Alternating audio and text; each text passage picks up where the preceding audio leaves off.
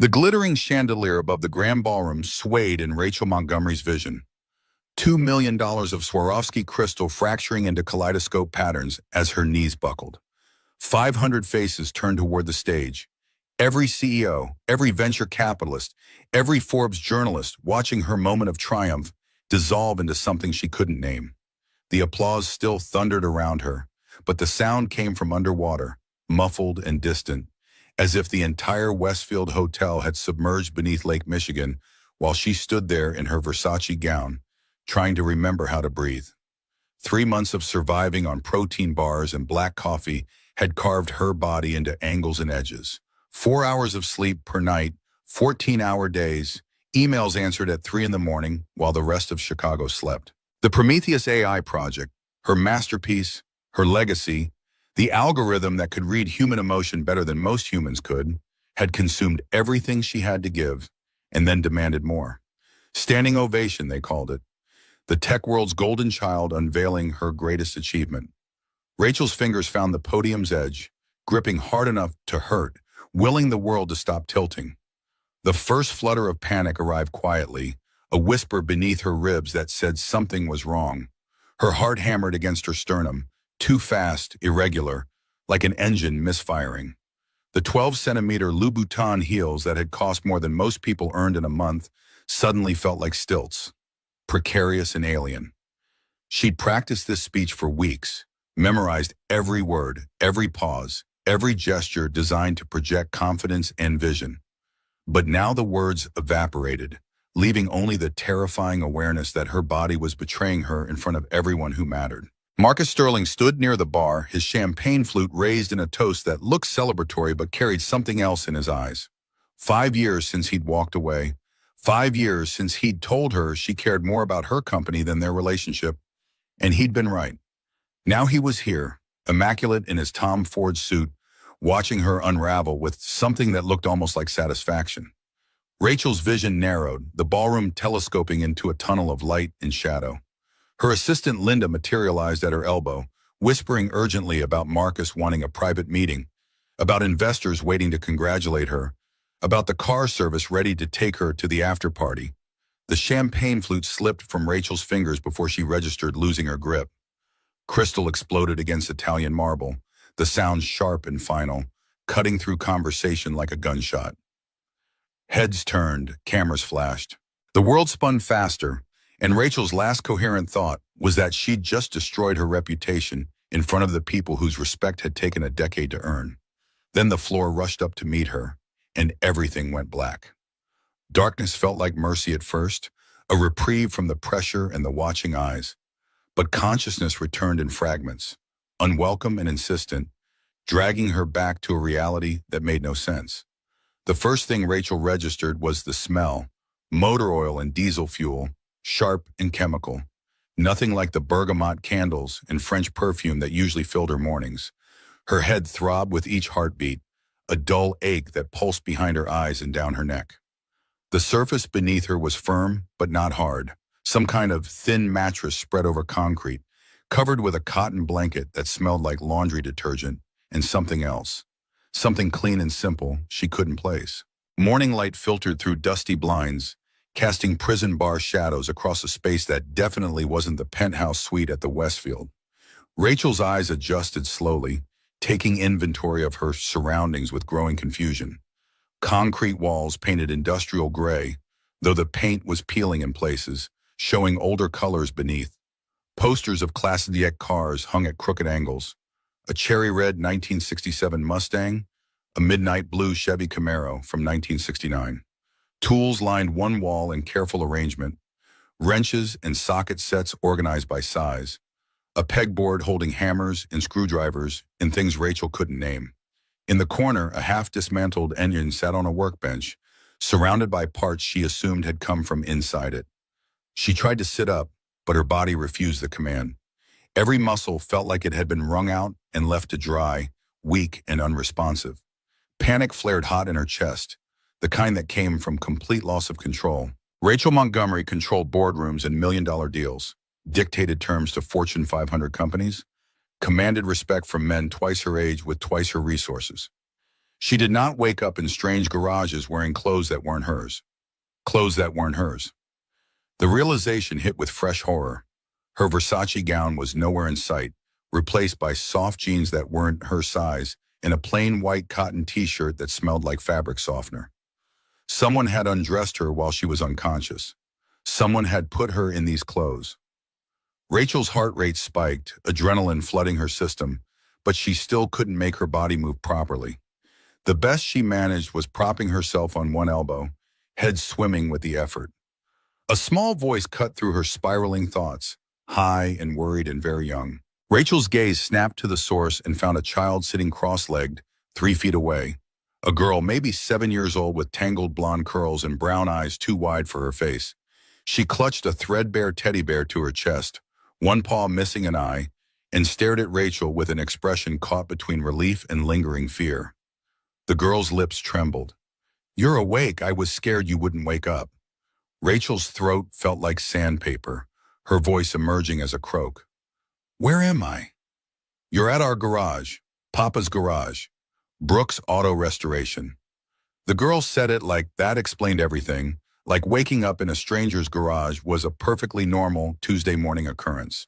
Rachel forced herself to focus through the pounding in her skull. "Who are you? Where's your papa?" "I'm Sophie." The girl shifted closer, still cautious. "Papa found you outside last night. You were lying on the sidewalk and you wouldn't wake up, so he brought you here. He said you needed to rest somewhere safe." The words should have been comforting, but they just raised more questions. Rachel's gaze darted around the space, looking for her belongings, for some anchor to reality.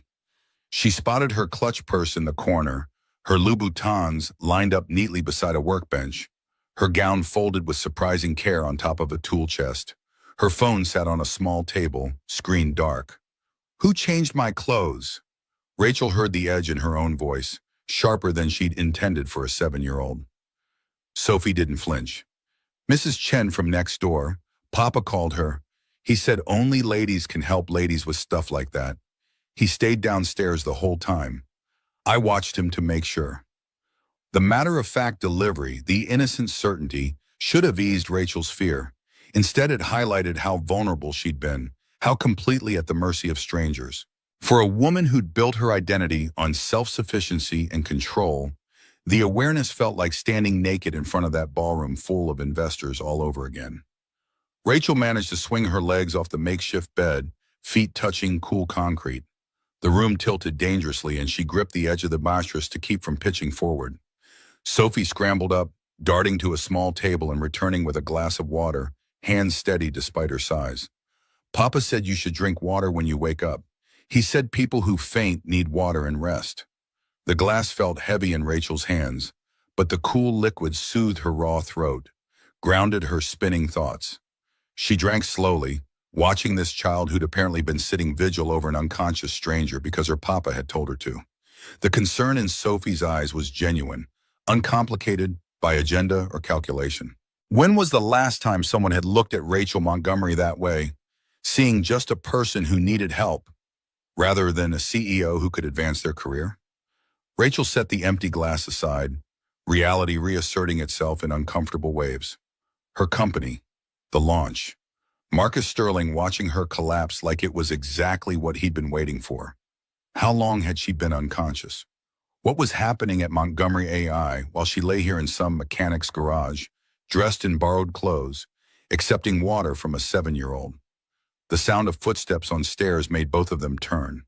A man filled the doorway, tall enough that he had to duck slightly under the frame, broad-shouldered in a way that came from actual labor, rather than gym memberships. He wore faded jeans streaked with old grease stains and a gray t-shirt that had seen better days, work boots with worn soles.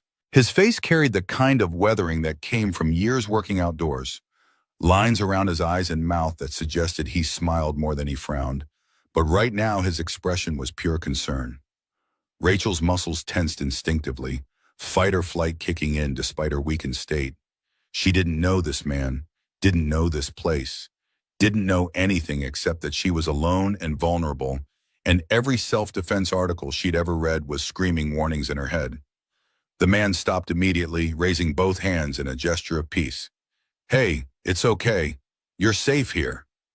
His voice was deep but gentle, carrying a hint of a Midwest accent that rounded his vowels. I'm Ethan Brooks. This is my garage. You're in the apartment upstairs. Rachel forced steel into her spine, tried to channel the boardroom version of herself even while sitting on a stranger's mattress in borrowed clothes. Why didn't you take me to a hospital? Ethan moved slowly toward the small table, picking up a spiral-bound notepad and holding it out like a peace offering. I called 911. They walked me through checking for injuries.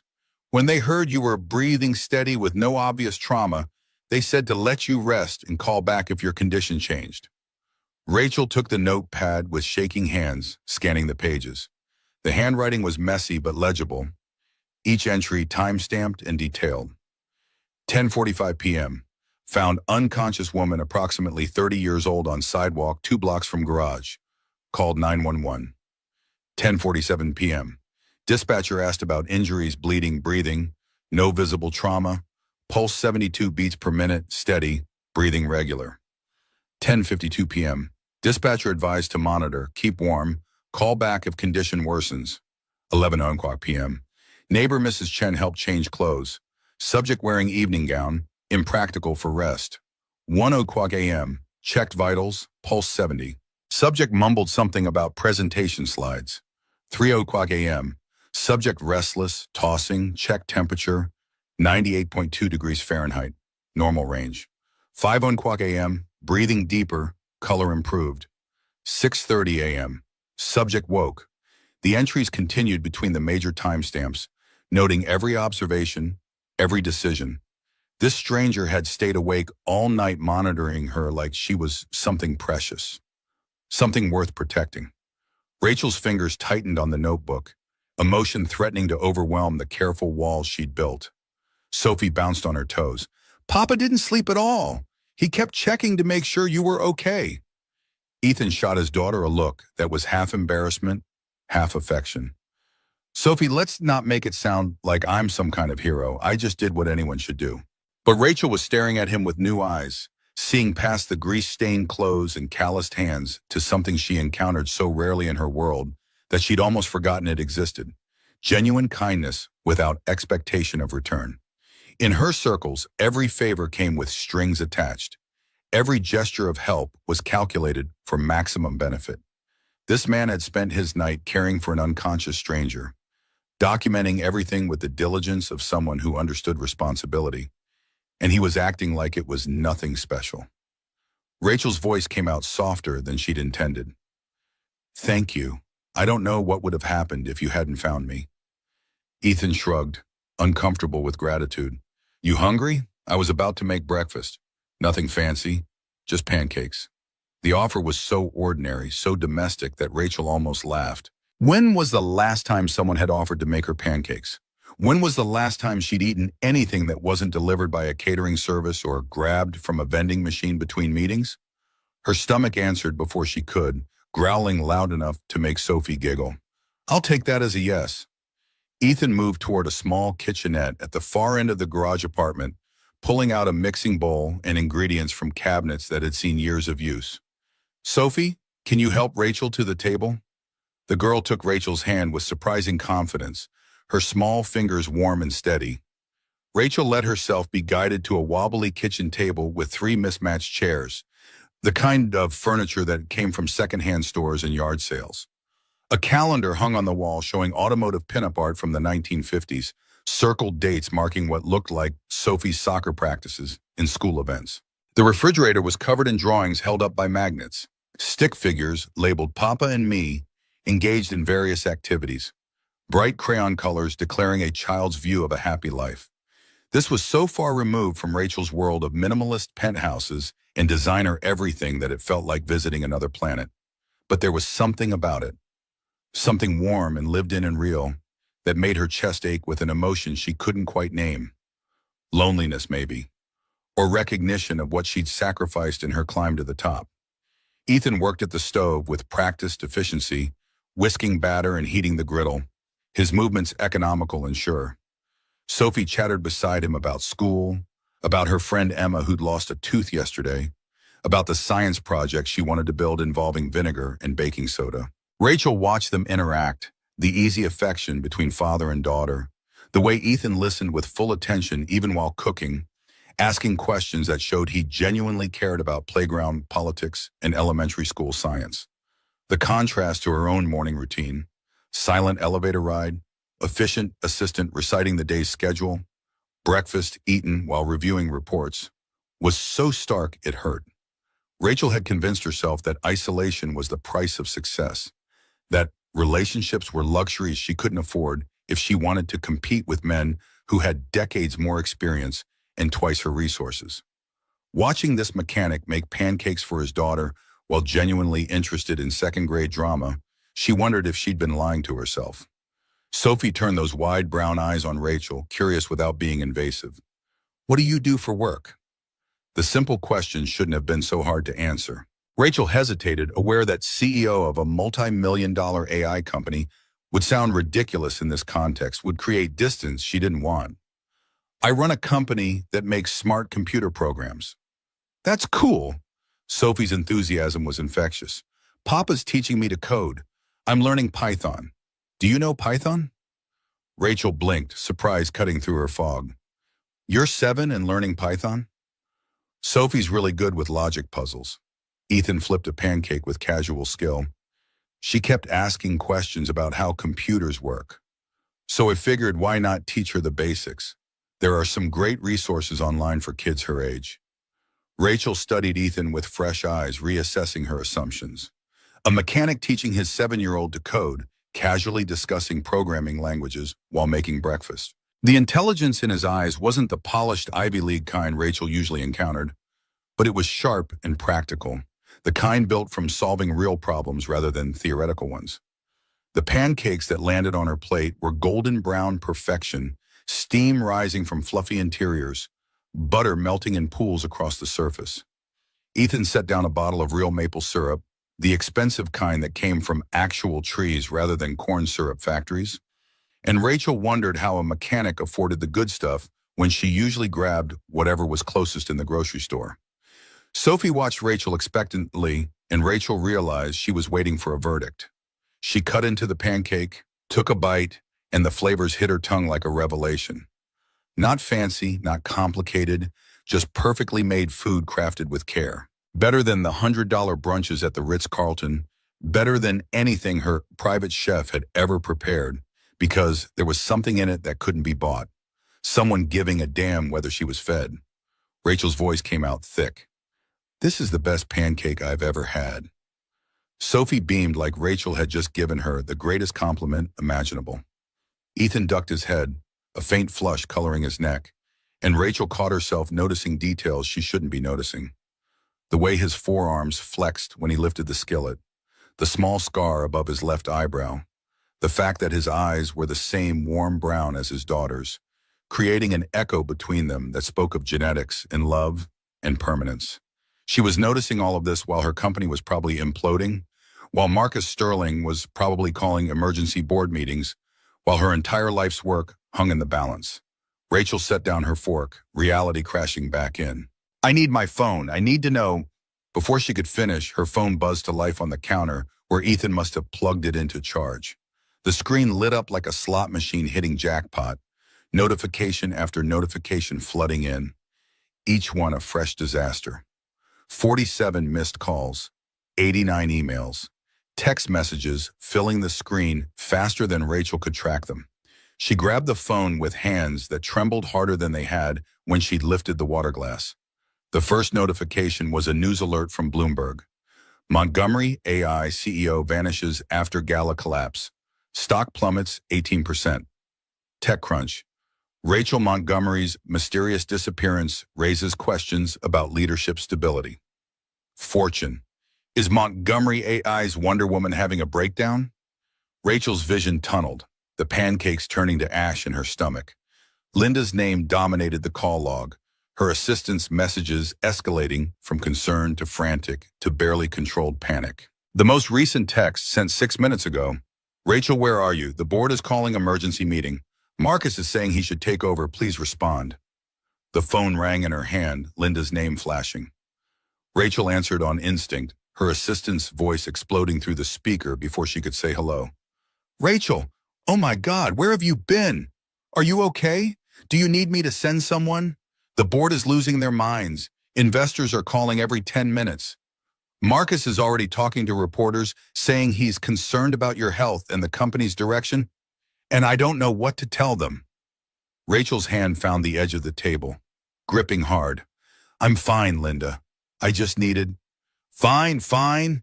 You collapsed in front of 500 people, disappeared for 12 hours, and stock prices are in free fall. This is not fine. This is a PR nightmare. This is... Linda's voice cracked. Marcus scheduled a board meeting for 9 a.m. He's pushing for emergency measures, something about ensuring stable leadership during this crisis. Rachel, I think he's trying to force you out. The kitchen fell silent, except for Linda's breathing on the other end of the line. Rachel looked up to find Ethan and Sophie both frozen, watching her with expressions she couldn't quite read. Concern, definitely. But also something else. Recognition, maybe, that they were seeing behind the curtain of her carefully constructed life. Ethan kept his voice low, respectful. You're a CEO? Rachel nodded, unable to find words. The distance between Rachel Montgomery of Montgomery AI and the woman sitting at this rickety table in borrowed clothes felt insurmountable. How did you explain that you'd built a multi-million-dollar company from nothing, that you employed 300 people, that your decisions affected lives in markets, in industries, when you currently look like you'd been pulled from a dumpster? Linda was still talking, running through the list of disasters. The Prometheus launch is getting torn apart on social media. People are saying the AI must be faulty if you collapsed right after presenting it. Anderson from the board called it suspiciously timed. I need you back here, Rachel. I need you to fix this. Rachel glanced at the pancakes going cold on her plate, at Sophie's worried face, at Ethan standing by the stove with his spatula still in hand. She thought about the penthouse waiting for her downtown, the sterile office with its view of Lake Michigan, the conference room where Marcus Sterling was probably already setting up his coup. She thought about the careful notation in Ethan's logbook, the hours he'd spent monitoring her while she was vulnerable, the simple act of making breakfast without asking for anything in return. The words came out before she'd consciously decided to say them. Linda, tell the board I'm taking a personal day. Silence, then. A personal day. You want me to tell the board that while the company is in crisis and Marcus is staging a takeover, you're taking a personal day? Tell them I'll address everything tomorrow, 9 a.m. sharp. I'll have solutions. Rachel kept her voice steady despite the terror churning in her gut. And Linda, I haven't taken a day off in 4 years. One day won't kill them. She ended the call before her assistant could respond, before she could second-guess the insane decision she'd just made. The phone immediately started buzzing again, but Rachel turned it face down on the table, cutting off the outside world. Ethan raised an eyebrow. That sounded important. It is. Rachel met his gaze. But so is this, whatever this is. Sophie tilted her head, processing something beyond her years. Papa says important people are usually mean, but you're nice. Ethan flushed. Sophie, that's not what I meant. Rachel laughed, the sound surprising her with its genuineness. It's okay, she's not wrong. A lot of important people are mean. I've been mean. The admission tasted like freedom. I've been so focused on being successful that I forgot how to be human. You seem pretty human to me. Ethan's voice carried warmth that had nothing to do with the stove. You fainted. You needed help. You're sitting here eating pancakes with people you just met. That's about as human as it gets. The kindness in his words nearly broke her. Rachel felt tears prickling behind her eyes and forced them back through sheer will. She didn't cry. CEOs didn't cry over pancakes and simple observations from mechanics who were probably kinder than anyone she'd encountered in a decade of business dealings. Sophie reached across the table, her small hand covering Rachel's. It's okay to be sad sometimes. Papa says feelings aren't bad, they just are. Rachel looked at this child, this complete stranger who was offering comfort with the unconscious generosity of someone who'd been taught that caring was normal, that helping was what people did. She thought about her own childhood, the coldness after her mother died, Her father's descent into alcoholism and eventual abandonment, the years of fostering herself through determination and spite. Sophie had something Rachel had never had, a parent who loved her without condition, who taught her programming and emotional intelligence with equal care, who stayed up all night to make sure unconscious strangers were safe. Ethan cleared his throat, visibly uncomfortable with the emotional weight in the room. So, you want to see what I do? I mean, if you're taking the day off anyway. Rachel should have said no, should have called a car service, returned to her penthouse, started damage control on the PR disaster consuming her company. But looking at Ethan's grease-stained hands and hopeful expression, at Sophie's excitement at the prospect of showing off her papa's work, Rachel found herself nodding. I'd like that. The garage proper was a cathedral to mechanical craftsmanship. Tools hung in precise arrangements, each item in its designated place. The organization of someone who respected their work enough to care for their equipment. A 1967 Mustang occupied the main bay, cherry red paint gleaming under fluorescent lights, its hood open to reveal an engine that looked like it belonged in a museum. Ethan ran his hand along the car's flank with reverence, the gesture almost intimate. Client's grandfather drove this car new, bought it off the lot in Dallas, drove it for 40 years, parked it in his barn when he got too old to see the road properly. Ethan's voice carried the cadence of storytelling. Grandson brought it to me 2 years ago, wants it restored to exactly how his grandfather remembered it. Every detail, perfect. Rachel circled the car, seeing the meticulous work evident in every surface. This wasn't just mechanical repair. It was archaeology and art combined, resurrection of memory-made metal. How much longer until it's done? 6 months, maybe 8. Can't rush this kind of work. Ethan smiled, which drives some customers crazy, but the good ones understand. You want it done fast, or you want it done right. The philosophy resonated deeper than Ethan probably intended. Rachel had spent her career chasing speed, racing to market before competitors, pushing her teams for faster development, quicker deployment, immediate results. When was the last time she'd prioritized doing something right over doing it fast? When was the last time she'd given herself permission to take the time needed to build something that would last? Sophie tugged at Rachel's borrowed jeans. Want to help? Papa can teach you to change oil. It's easy once you know how. Rachel looked down at her manicured nails, the hands that had only ever touched keyboards and touchscreens, that had never been closer to actual mechanical work than turning an ignition key. I'll probably break something. Ethan grabbed a spare set of coveralls from a hook on the wall, holding them out. Can't learn without trying, and breaking things is part of learning. My shop, my rules, and the first rule is mistakes are how you get better. There was something hypnotic about his confidence, the casual certainty that she could do this, that her lack of experience was just a temporary condition rather than a permanent limitation. Rachel took the coveralls, the fabric heavy and practical in her hands, and followed Ethan to a smaller car, a Honda Civic that apparently belonged to Mrs. Chen next door. Basic oil change. Ethan crouched beside the car, gesturing for Rachel to join him. Most people pay shops $60 for 15 minutes of work. I'm going to show you how to do it yourself. Rachel knelt on the concrete, hyper-aware of how close Ethan was, his shoulder nearly brushing hers as he pointed out the oil pan and drain plug. He handed her a wrench, his fingers warm when they touched hers, and guided her hand to the correct position. The metal resisted at first, then gave with a satisfying click. Like that, Ethan murmured, his breath stirring her hair. Gentle pressure, steady turn. You feel how it wants to move? Rachel felt a lot of things, most of them having nothing to do with automotive maintenance. The solid warmth of Ethan's body beside hers. The competence in his hands as they guided hers through the motions. The way he smelled like honest work and simple soap. No designer cologne, no careful image crafting. Just a man who was exactly who he presented himself to be.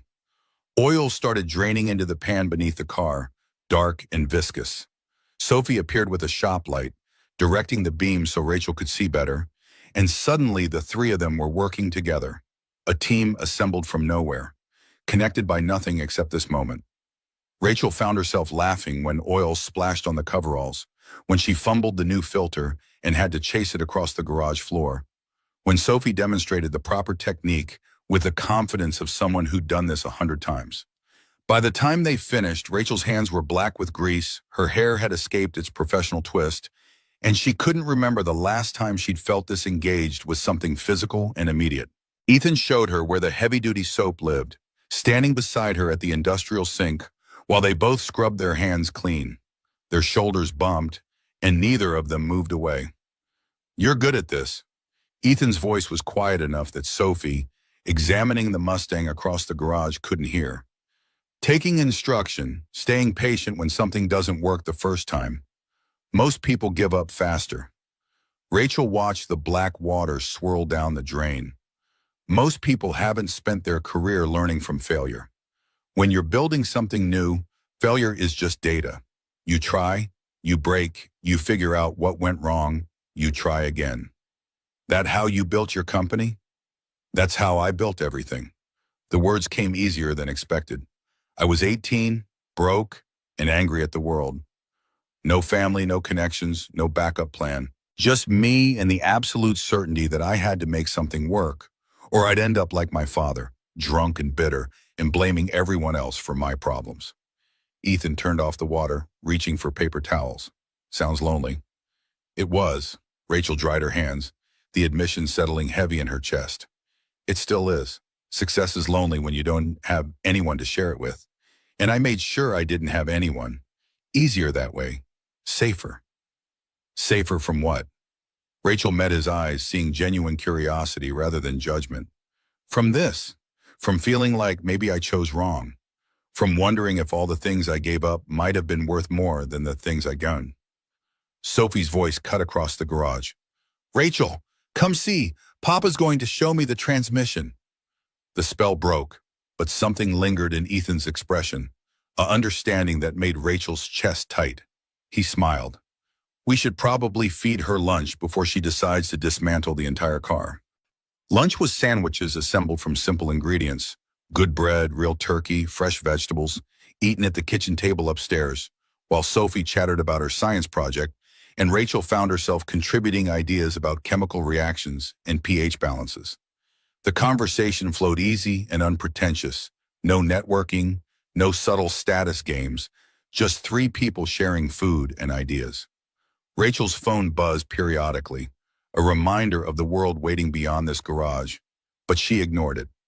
Each call she didn't answer felt like an act of rebellion, a declaration that Rachel Montgomery, the CEO, didn't have to consume every moment of Rachel Montgomery, the person. Linda would handle the immediate fires. The board would survive without her for 12 hours. And Marcus Sterling could wait for her response, could wonder what she was planning, could sweat a little about what kind of counterattack she might be preparing. The thought of Marcus brought a twist of anger and something darker. He'd been waiting for this, she realized. Waiting for her to stumble, to show weakness, to give him an opening to claim he'd been right all along when he'd told her she cared more about work than their relationship. The truth was, he'd wanted her to care more about him than her dreams, to make herself smaller so he could feel bigger. She'd chosen her company, and he'd never forgiven her for it.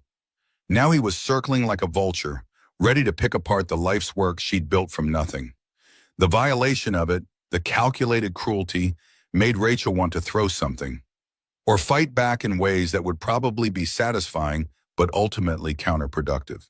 Ethan must have seen something in her expression. "You okay?" "Just thinking about my ex-fiancé trying to steal my company while I'm eating sandwiches with people I met this morning." Rachel laughed, the sound slightly unhinged. "This is possibly the worst business decision I've ever made. And I'm an AI specialist. I've made some spectacularly bad algorithms in my time." "Is that what this is?" Ethan's voice was careful. "A business decision?" Rachel looked at him, really looked, seeing past the surface to the person underneath. A man who'd stayed up all night monitoring a stranger's vital signs, who taught his daughter coding and emotional intelligence with equal dedication, who took 2 years to restore a car because doing it right mattered more than doing it fast, who was looking at her like she was a person worth knowing rather than a resource to exploit. "No," Rachel said quietly, "this is definitely not a business decision.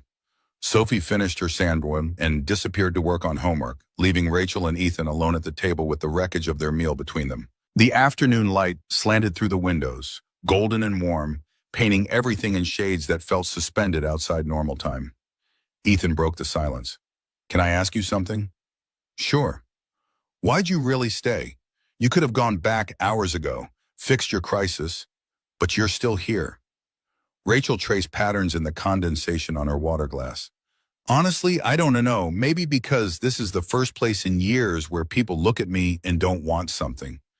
Don't need me to be brilliant or strategic or in control. You just let me be tired." "You are tired." Ethan's observation was gentle. "You're exhausted. I could see it when you woke up. Whatever you've been doing to yourself, it's not sustainable." "Nothing about my life is sustainable." The admission tasted like defeat and relief mixed together. "I built a company on being smarter and faster and more driven than everyone else. I sacrificed sleep and health and relationships because that's what it took to compete with men who had every advantage I didn't. And it worked. I won. But now I'm standing at the top of this mountain I climbed, and I'm so tired I can barely stay upright, and I can't remember why I wanted to be here in the first place." Ethan reached across the table, his hand covering hers, calloused palm warm against her skin. "Maybe you needed to climb it to figure out it wasn't where you wanted to be." Rachel's laugh came out watery. "That's a really expensive lesson. 14 years and several $1 million expensive. So what are you going to do about it?" The question hung in the air, genuine and without easy answer. Rachel thought about her penthouse with its minimalist furniture and temperature-controlled wine cellar, about her office with its Herman Miller chair and abstract art chosen by a decorator, about the carefully curated life she'd built that looked impressive in magazine profiles but felt empty every time she came home to silence. Then she thought about this garage apartment with its mismatched furniture and child's drawings on the refrigerator, about eating pancakes with people who cared whether she'd slept enough, about the way Sophie had taken her hand without hesitation, offering comfort like it was the most natural thing in the world, about Ethan's quiet competence and the way he looked at her like she was worth more than her last quarterly earnings report. "I don't know," Rachel admitted, "but I think I want to figure it out." They sat like that for a while, hands linked across the table, afternoon stretching into evening. Sophie reappeared eventually, demanding they all go to the park because it was nice out and she wanted to show Rachel her soccer skills. Ethan looked to Rachel like he was giving her an out, permission to leave without awkwardness, but Rachel found herself nodding. The park was 3 blocks away, a neighborhood green space with worn playground equipment and basketball courts where teenagers ran pickup games. Sophie grabbed a soccer ball from the apartment and demonstrated her dribbling technique, showing off the moves her coach had taught her, narrating her own play-by-play like a sports announcer. Rachel and Ethan stood on the sideline watching, and Rachel couldn't remember the last time she'd spent an afternoon doing absolutely nothing productive. It felt revolutionary. Sophie eventually convinced Rachel to try kicking the ball, giggling when Rachel's first attempt sent it rolling pathetically 3 feet. But she kept trying, and Ethan joined in, showing her the proper form, and suddenly they were all running around like idiots, laughing too hard to breathe, completely unconcerned with looking dignified. Rachel Montgomery, CEO of Montgomery AI, featured in Forbes and Fortune, chased a soccer ball across patchy grass while a 7-year-old trash-talked her skills and a mechanic offered coaching tips. Someone probably took a photo. It would probably end up on social media. She'd probably have to deal with more headlines about her stability and decision-making. She couldn't bring herself to care. When the sun started setting, painting the sky in oranges and purples, they walked back to the garage. Sophie held Rachel's hand the whole way, chattering about school and friends and the upcoming science fair, and Rachel felt something crack open in her chest, some long frozen place starting to thaw. Back at the apartment, Ethan started dinner, pasta with sauce from a jar, nothing fancy, while Sophie showed Rachel her coding project on a battered laptop. The program was simple, a text-based adventure game, but the logic was sound and the story creative. Rachel found herself offering suggestions, talking through debugging strategies, and Sophie absorbed it all with the focused intensity of someone who genuinely loved learning. Over dinner, Rachel's phone buzzed one more time. She glanced at the screen and saw Marcus Sterling's name. Against her better judgment, she answered. Rachel, Marcus's voice oozed false concern. Everyone's worried about you. Where are you? I'm fine, Marcus. Taking some personal time. Personal time? He laughed, the sound sharp. The company's imploding, and you're taking personal time. Very responsible. Rachel felt Ethan and Sophie both watching her, felt the comfortable warmth of the evening threatened by the ice in Marcus's tone. What do you want, Marcus? I want to help you, Rachel. I want to save the company we started together before your instability destroys it completely. We didn't start Montgomery AI together. I started it. You happened to be there for the first year before you decided my ambition was threatening your ego. Silence on the line, then Marcus's voice dropped. Dangerous. I'm giving you 24 hours, Rachel. Come back, work with me to stabilize things, or I'm calling an emergency board meeting to address leadership concerns. Your choice. The call ended before Rachel could respond. She set the phone down carefully, hand trembling with rage. Sophie's small voice broke the tension. Was that the mean man? Rachel looked at this child who saw the world with such clarity. Yeah, sweetie, that was the mean man. Papa says mean people are mean because they're scared. What's he scared of? Out of the mouths of babes, Rachel felt Ethan's gaze on her, questioning, and she managed a smile. He's scared that he's not as important as he thinks he should be, and he's trying to take something that doesn't belong to him. You should fight back, Sophie said with the absolute certainty of someone who'd never doubted her right to defend herself. Papa says you should always stand up to bullies. Ethan ran a hand through his hair.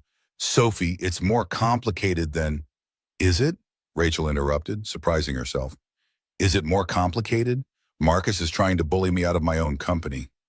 Sophie's right. I should fight back. Ethan studied her face. Sounds like you've got a plan forming. Rachel thought about Marcus, about the board, about the 1,000 ways this could go wrong. Then she thought about Ethan's careful notes, his methodical approach to restoration, the way he took time to do things right instead of fast. I might, but I need to think it through. Make sure I'm not just reacting emotionally. Emotions aren't bad, Ethan said, echoing his daughter. They're just information. What are yours telling you? Rachel looked around the small apartment at the evidence of a life built on care and presence rather than accumulation and achievement. They're telling me I'm tired of being afraid, tired of sacrificing everything for a company that a man like Marcus thinks he can just take because I dared to be human for 12 hours. So don't let him. Ethan's voice was steady, certain. You built that company. You know what it needs. Trust that. The simplicity of it nearly broke her. Trust herself.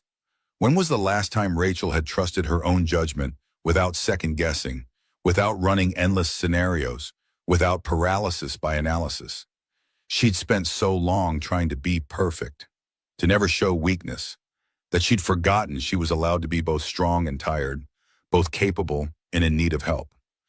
After dinner, Sophie insisted they watch a movie, some animated thing about talking cars that Rachel would normally have dismissed as beneath her interest. But curled on the worn couch was Sophie leaning against her shoulder, and Ethan's presence solid on her other side, Rachel found herself actually enjoying it. The simple plot, the easy humor, the uncomplicated message about friendship and loyalty. Sophie fell asleep before the credits rolled, her head heavy on Rachel's lap. Ethan carefully lifted his daughter, carrying her to bed, and Rachel sat alone in the living room, surrounded by evidence of a life so different from her own, it felt like visiting another dimension. Ethan returned, settling back on the couch with a respectable distance between them. She likes you. I like her too. Rachel touched the spot where Sophie's head had rested. She's amazing. You're doing an incredible job with Arn. Thanks. Ethan's voice was quiet. It's not always easy. Her mother left 3 years ago. Decided being married to a mechanic wasn't the life she'd signed up for. She wanted someone with ambition, someone who was going to be somebody. Rachel heard the old pain beneath the casual delivery. You are somebody. You're Sophie's father. You're a craftsman. You're a man who helps strangers without expecting anything in return. Try telling that to my ex-wife. Ethan's smile was crooked. She made it pretty clear I wasn't enough. Wasn't successful enough, ambitious enough, impressive enough. Rachel shifted closer, drawn by shared understanding. Marcus told me the same thing in reverse, that I was too ambitious, too focused on success, that I'd never be satisfied with just being his wife. Like success and love were mutually exclusive. Are they? The question hung between them, heavy with possibility.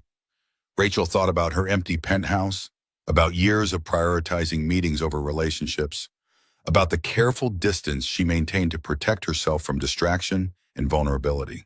Then she thought about this afternoon, this evening, the way time had moved differently in this space, measured by conversations and laughter instead of productivity and ROI.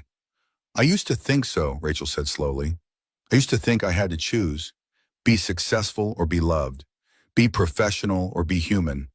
But watching you with Sophie, seeing how you balance work and fatherhood and just being a good person, maybe I was wrong.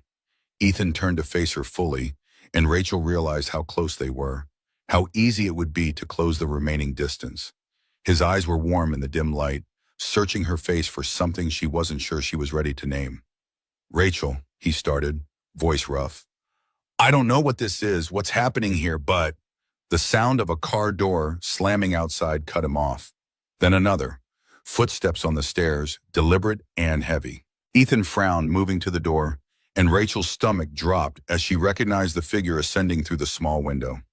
Marcus Sterling, perfectly dressed even at 9 p.m., fury radiating from every line of his body. Ethan opened the door before Marcus could knock, physically blocking the entrance with his larger frame. Can I help you? Marcus's gaze flicked over Ethan with barely concealed contempt before landing on Rachel behind him. Rachel, what the hell are you doing here? Rachel stood, forcing herself to project confidence despite the borrowed clothes and disheveled hair. That's really none of your business, Marcus. Marcus pushed past Ethan, who allowed it with visible reluctance, entering the small apartment like he owned it. You disappear for 16 hours, ignore everyone trying to reach you, and you're hiding out in some mechanic's garage? This is insane, Rachel. This is proof you're not fit to lead the company. Ethan moved to stand beside Rachel, not touching, but present, supportive. I think you should leave. Marcus finally looked at him properly, taking in the work-worn hands and simple clothes, the modest apartment with its evidence of ordinary life. And who exactly are you to tell me anything? I'm the person whose home you just barged into without invitation. Ethan's voice stayed level, but steel ran underneath. Rachel's a guest here. You're not. A guest, Marcus laughed, the sound cruel. Is that what we're calling it? Rachel, you collapsed at the most important event of your career, vanished, and now you're playing house with some working-class nobody? The board is going to love this. Rachel felt rage bloom hot in her chest, but before she could respond, a small voice cut through the tension. He's not a nobody. He's my papa. Sophie stood in her bedroom doorway in pink pajamas, eyes red from sleep but fierce with protective anger. And you're the mean man who made Rachel upset. Marcus stared at the child like she was a particularly annoying insect. Rachel, this is pathetic. You're throwing away everything for what? Some mechanic and his kid? You think this is going to last? You think... Get out. Rachel's voice was quiet but absolute. Right now, before I call the police and have you charged with trespassing. You're making a mistake. Marcus's mask of concern slipped, showing raw ambition underneath. You have 24 hours to come to your senses. After that, I'm moving forward with the board. They'll vote you out, Rachel. You know they will, especially after I show them evidence of your erratic behavior, hiding out in garages, consorting with. I said get out. Ethan moved forward, not threatening but immovable. I've been patient because you're Rachel's colleague, but you're in my home, upsetting my daughter and insulting people who've done nothing to you. Time to leave. For a moment, Marcus looked like he might argue, might push the confrontation further. Then he smoothed his expression back into calculated calm. 24 hours, Rachel. Choose wisely. He left, his expensive shoes echoing on the stairs, the Tesla engine roaring to life outside. The silence he left behind felt wounded, the warm safety of the evening shattered. Sophie ran to Rachel, wrapping her arms around Rachel's waist. I don't like him. Rachel hugged the girl back, feeling her hands shake with delayed adrenaline. I don't either, sweetie. Ethan closed the door, locking it deliberately. That's your ex? Unfortunately, he seems delightful. The sarcasm was so unexpected from Ethan's usually gentle demeanor that Rachel actually laughed. Sophie pulled back, looking up at Rachel with worried eyes. Are you going to leave now, because of the mean man? Rachel knelt so they were eye level. I have to go back tomorrow. I have to deal with my company, with Marcus, with all of it. But not because he told me to, because it's my company, and I'm not going to let him take it. Will you come back? Sophie's voice was small, vulnerable in a way that made Rachel's chest ache. Rachel looked at Ethan over Sophie's head, seeing the same question in his eyes even if he didn't voice it. I want to, she said honestly, but I don't know what's going to happen tomorrow. I don't know if I'll still have a company or if Marcus will. Then we'll help you. Sophie said it with such certainty, such absolute faith. Papa's really smart. He can help figure out stuff. Ethan met Rachel's gaze, something passing between them that felt like a promise, like the beginning of something neither of them fully understood. She's not wrong. I might not know anything about AI companies, but I know about people trying to take what doesn't belong to them, and I'm good at solving problems. Rachel should have said no, should have maintained professional boundaries, kept her crisis separate from these strangers who'd accidentally become important in the space of a single day. But looking at Ethan's steady confidence and Sophie's fierce loyalty, Rachel found herself nodding. Okay, she whispered. Okay. They settled Sophie back in bed, Rachel reading her a story until the girl's eyes drifted shut. Then Rachel and Ethan returned to the living room and Rachel started explaining. The Prometheus AI project, the suspicious bugs that had appeared days before launch, her suspicions that Marcus had sabotaged her work, the board dynamics, the careful politics required to survive in tech leadership as a woman who'd clawed her way up without connections or pedigree. Ethan listened without interrupting, asking occasional questions that cut straight to the heart of issues Rachel had been circling around. His lack of technical knowledge didn't matter. He understood power dynamics and human motivation, could see patterns Rachel had missed because she was too close to the situation. By midnight, they had the skeleton of a plan. Rachel would return to the office, face the board, and expose Marcus's sabotage if her suspicions proved correct. Ethan would, and this was the crazy part, pose as a potential investor, meet with Marcus, and see what the man revealed when talking to someone he saw as an ally rather than a threat. It was risky. It was possibly stupid. But sitting in that small apartment with a man she'd known less than 24 hours, Rachel felt something she hadn't experienced in years. Hope mixed with genuine connection, the sense that she wasn't facing her battles alone. You should get some sleep, Ethan said finally, exhaustion evident in the lines around his eyes.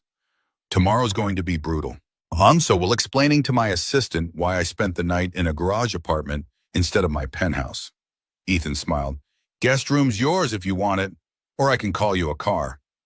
Rachel thought about her empty penthouse with its city views and designer furniture. Then she thought about waking up here, to Sophie's chatter and Ethan's pancakes, to feeling human instead of just successful. The guest room sounds perfect. She borrowed sleepwear from Ethan, an old college t-shirt that hung to her knees and sweatpants she had to roll several times, and settled into the small bedroom that clearly doubled as storage space. The bed was comfortable enough, the sheets clean, and through the thin walls she could hear Ethan moving around, getting ready for sleep himself. Rachel's phone buzzed one last time. A text from Linda. Board meeting confirmed 9 a.m. Marcus already there setting up. Please tell me you have a plan. Rachel typed back, I have a plan, trust me. She set the phone aside and closed her eyes, letting the day replay behind her eyelids. The collapse, the garage, the pancakes, Sophie's laughter, Ethan's kindness, Marcus's threats. 24 hours ago, she'd been standing on a stage accepting applause for the biggest achievement of her career. Now she was lying in a mechanic's guest room, wearing borrowed clothes, planning strategy, with a man who changed oil for a living. It should have felt like failure. It should have felt like her life spiraling out of control. Instead, for the first time in years, Rachel Montgomery felt like she might actually be heading in the right direction. Dawn broke over Chicago with the kind of crystalline clarity that made the skyline look sharp enough to cut. Rachel stood in front of the floor-to-ceiling windows of her 43rd floor office, watching the city wake up, trying to remember the last time she'd appreciated this view instead of just using it as backdrop for video calls. 22 hours since she'd collapsed at the gala, 18 hours since she'd woken in a stranger's garage, 6 hours since she'd slept in that stranger's guest room and woken to the smell of coffee and Sophie's laughter drifting through thin walls.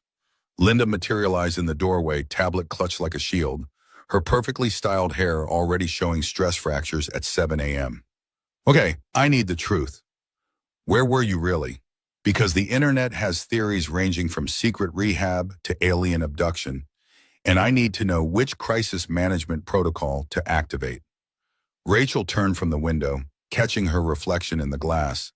Designer suit perfectly pressed, makeup flawless, courtesy of a professional who'd arrived at 6 a.m., every hair in place. The armor back on, the CEO mask secured.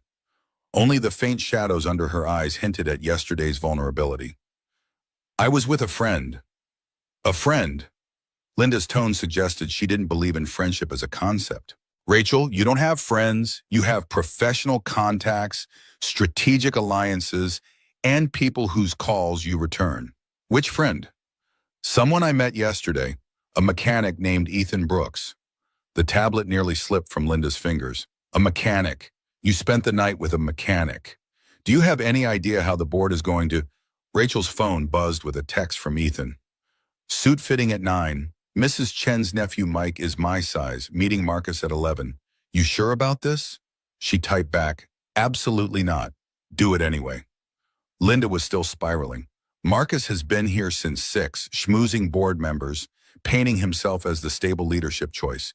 He's got Eleanor Hayes cornered in the conference room right now, probably showing her whatever evidence he's manufactured about your unstable behavior. We're losing votes before the meeting even starts. Rachel moved to her desk, pulling up financial records on her computer with the kind of muscle memory that didn't require conscious thought. Eleanor's smarter than Marcus gives her credit for. She'll listen to what he has to say, then she'll make her own decision based on facts. Facts like you vanishing for almost a full day to play garage with a random mechanic. The words stung more than they should have, maybe because they reduced something profound to something trivial. Rachel kept her voice level. Facts like Marcus having legacy access to our code repository from when we were engaged. Facts like the Prometheus bugs appearing 3 days before launch in code sections only someone with administrator privileges could access. Facts like IP logs showing access from Marcus's personal VPN at 2:30 a.m. the night before the gala. Linda's jaw went slack. You have proof he sabotaged the project? I have circumstantial evidence. Tim's been running shadow backups of the repository since he got suspicious last month. Every code change logged with user fingerprints and timestamps. Rachel pulled up the files, watching Linda's eyes widen as she scrolled through the data. Marcus thought he was clever, using old credentials we'd forgotten to revoke, but he left digital footprints everywhere once you know where to look. Linda's fingers flew across her tablet. This is enough to destroy him. We present this to the board, he's finished. Except it's also proof I was negligent about security protocols. Proof I let personal feelings compromise professional judgment by not immediately revoking my ex-fiance's access when we broke up. Marcus will spin it that way, say I'm unstable and careless. Rachel closed the files. We need more than code logs. We need him on record admitting what he did. How do you get a confession from someone who knows he's being investigated? Rachel thought about Ethan in borrowed formal wear, preparing to walk into a meeting with a man who despised everything he represented. You send someone Marcus would never suspect. Someone he'd see as too insignificant to pose a threat. Linda's eyes narrowed. The mechanic. He's more than that. Rachel heard the defensiveness in her own voice and didn't try to hide it. He's observant, intelligent, and capable. Marcus will underestimate him, which is exactly what we need. Or Marcus will see through it immediately and use it as more evidence of your poor judgment. Linda set down her tablet. Rachel, I've worked for you for 6 years. I've watched you make brilliant strategic decisions under impossible pressure. But this feels personal. This feels like you're making choices based on emotion rather than logic. The criticism landed because it was partially true. Rachel was operating on instinct and adrenaline, and something else she couldn't quite name, something that had started in Ethan's garage and had been growing steadily since. Sometimes emotion is data too. Marcus is counting on me to be predictable, to fight this battle the way I've fought every other business battle, cold, calculated, professionally. He's not expecting me to bring humanity into it. Humanity doesn't win board votes. Maybe it should. Rachel checked her watch. Meeting's in 90 minutes. Is the conference room ready? Linda sighed, recognizing defeat. Ready. And Rachel, whatever you're planning, I hope it works, because if it doesn't, we're both updating our resumes by lunch. The 2 hours before the board meeting crawled by with agonizing slowness. Rachel reviewed quarterly reports, responded to urgent emails, and tried not to check her phone every 30 seconds for updates from Ethan. He was getting into position, meeting Marcus at some overpriced bar downtown, where venture capitalists went to see and be seen. The plan was simple in theory: pose as Jack Peterson, a Texas investor interested in AI applications for oil and gas. Let Marcus talk himself into revealing information. Record everything. In practice, the plan had approximately 7,000 ways to fail catastrophically. Tim appeared in her doorway at 8:30, looking like he hadn't slept. Ms. Montgomery, I need to tell you something before the meeting. Rachel gestured him in, noting the way his hands shook as he sat. What's wrong? Marcus called me last night. Threatened me. Tim's voice cracked on the last word. He said if I brought up the code discrepancies, if I said anything about his access or the bugs, he'd file a lawsuit against me personally for defamation. And he'd make sure charges were brought against my wife for some HR violation at her company. He knows our daughter, Rachel. He said it specifically, like he wanted me to know he could reach my family. Rage flooded Rachel's system, hot and clarifying. He threatened your child. Not explicitly, but the implication was clear. Tim wiped his eyes. I have the shadow backup ready to present. But I need to know, are you sure we can protect my family if this goes south? Rachel thought about Sophie sleeping peacefully in her purple bedroom, about Ethan's fierce protectiveness, about what it meant to be responsible for someone who couldn't defend themselves. I promise you, Tim, if Marcus tries anything against your family, I will use every resource I have to destroy him. Legally, professionally, socially, he won't know what hit him. Okay. Tim took a shaky breath. Okay, then I'm with you. Let's take him down. After Tim left, Rachel stood at her window again, watching Lake Michigan glitter in morning sun. Her phone buzzed, Ethan checking in from outside the bar where Marcus was already holding court. Showtime. Wish me luck. She typed back, you don't need luck. Just be yourself. That's enough. 3 dots appeared, disappeared, appeared again. Finally, nobody's ever said that to me before. Rachel's chest tightened with something that felt dangerous and necessary all at once. She wanted to tell him to be careful, to back out if things felt wrong, to know that he'd already done more than she had any right to ask. Instead, she sent, Sophie says you're the best. I believe her. The response came immediately. Now I have to live up to a 7-year-old's expectations. No pressure. Rachel smiled despite everything, tucking the phone away as Linda appeared to escort her to the conference room. Time to face the board, face Marcus, and either reclaim her company or watch it get taken by a man who saw sabotage as acceptable business strategy. The Montgomery AI conference room occupied a corner of the 43rd floor, glass walls offering panoramic views that were meant to make people feel powerful and slightly vertiginous. 8 board members were already seated around the sleek table, their expressions ranging from concerned to hostile. Marcus held position at the far end, his presentation already queued up on the enormous screen, looking confident and well-rested and completely in control. Eleanor Hayes caught Rachel's eye as she entered, her 65-year-old face unreadable behind designer glasses. She'd been the first investor to believe in Rachel's vision 12 years ago, had mentored her through the early chaos of building a company from nothing. Her opinion carried weight with the other board members, and Marcus knew it. Whatever he'd shown her this morning had been calculated to sway her vote. Rachel took her seat at the head of the table, spine straight, expression neutral. Thank you all for coming on short notice. I understand there are concerns about recent events. I'm here to address them. Marcus smiled, the expression never reaching his eyes. Rachel, before you begin, I think we should establish some context.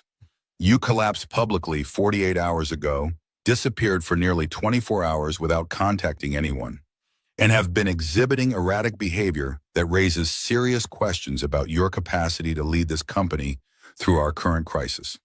Board member Anderson, a venture capitalist who'd always preferred Marcus's style to Rachel's, leaned forward. Ms. Montgomery, can you explain where you were yesterday? Your assistant said you were with a friend, but given the circumstances, I think we need more transparency. Rachel met his gaze steadily. I was recovering from exhaustion in a safe location. I collapsed because I've been working 100-hour weeks for 3 months straight, skipping meals, ignoring my health. Yesterday was the first day I've taken off in 4 years. And while I understand that timing was unfortunate, I make no apologies for prioritizing my well-being long enough to think clearly about the actual crisis facing this company. Which is? Eleanor's voice cut through the tension, sharp and interested. Sabotage. Rachel let the word land, watching reactions ripple around the table. The Prometheus AI bugs that emerged days before launch weren't coding errors or stress test failures. They were deliberately inserted by someone with administrator access to our repository. Marcus's expression never changed, but something flickered in his eyes. Surprise that she'd figured it out, or calculation about how to counter. That's a serious allegation, Rachel. Do you have any proof, or is this more instability? Rachel nodded to Tim, who'd been standing quietly near the door. He came forward with a tablet, connecting it to the presentation screen. Code logs filled the display, timestamps and user signatures highlighted in damning clarity. Tim's voice shook only slightly as he spoke. These are shadow backups I've maintained of our entire repository for the past 6 months. Standard security protocol in case of data corruption or unauthorized access. He clicked through screens, showing the malicious code insertion, the timestamp, the digital fingerprint. This access came at 2:34 a.m., 3 days before launch, from a VPN registered to Sterling Tech Ventures. The credentials used were legacy administrator access that should have been revoked 5 years ago. All eyes turned to Marcus, whose face had gone carefully blank. This is circumstantial at best. Anyone could have spoofed my VPN. And if those credentials weren't revoked, that's a security failure on Rachel's part, not evidence of wrongdoing on mine. You're right, Rachel agreed, surprising him. Not revoking your access was my mistake. One I made because I trusted you, because I thought our personal history meant you wouldn't try to destroy what we'd started building together. I was wrong about that. Marcus leaned back, confidence returning. Even if I had access, and I'm not admitting anything, why would I sabotage a project? What possible motive would I have? Control. Eleanor spoke before Rachel could, her voice thoughtful. You approached me this morning, Marcus, with concerns about Rachel's leadership. Suggested you'd be willing to step in as interim CEO while she recovered. Very generous offer, almost suspiciously so, given that you've spent 5 years building a competing firm. Marcus's smile tightened. I was offering to help an ex-colleague in crisis. If that's suspicious, then I'm guilty of caring too much. Rachel's phone buzzed in her pocket, Ethan's signal that he was starting his meeting with Marcus. Except Marcus was right here, which meant Rachel's stomach dropped. Marcus had sent a proxy, someone from his company, to meet with the supposed investor. The plan was already falling apart. She kept her expression neutral, pivoting. Caring too much. Is that what you call threatening my lead developer and his family if he brought forward evidence of your involvement? Tim straightened at this cue. Marcus called me at 10 p.m. last night, told me if I said anything about the code anomalies, he'd file defamation suits against me personally and make sure my wife faced trumped-up HR charges at her company. He mentioned my 5-year-old daughter by name. The temperature in the room dropped 20 degrees. Anderson looked genuinely shocked. Eleanor's eyes went ice cold. Even the board members who'd been leaning toward Marcus were exchanging uncomfortable glances. Marcus stood, hands raised in a placating gesture. This is insane. Rachel's crafted this entire narrative to distract from her own instability. She disappeared for 24 hours, probably had some kind of breakdown, and now she's making desperate allegations to save her position. Breakdown. Rachel let the word hang. You keep using that word, like being exhausted from building a company is weakness. Like taking a single day to recover is evidence of inability to lead. Tell me, Marcus, what would you call sabotaging a project out of revenge? Strength? I didn't sabotage anything. The volume of his response betrayed him, professional mask cracking. And even if the code shows access from my old credentials, that doesn't prove I use them. It proves your security is laughably inadequate. Rachel's phone buzzed again, more insistent. She ignored it, focused on Marcus unraveling. You're right. The code logs alone don't prove anything beyond reasonable doubt, which is why I was hoping you'd do the honorable thing and be honest. But I can see that's not going to happen. Damn right it's not, because there's nothing to be honest about. Marcus gathered his papers, preparing to storm out. This meeting is a waste of time. Rachel's clearly unfit to lead, and I'm not going to sit here while she makes baseless accusations. The conference room door opened. Ethan Brooks walked in, still wearing the borrowed suit that fit him surprisingly well, carrying a tablet and looking remarkably calm for someone who'd just crashed a board meeting uninvited. Marcus froze. Who the hell are you? Ethan's voice was steady, polite. Jack Peterson. We spoke on the phone this morning. Your associate, Marcus Sterling Jr., just spent an hour telling me all about how Montgomery AI's leadership problems create great opportunities for hostile takeovers. The room erupted. Marcus lunged forward, but Anderson was already standing, blocking his path.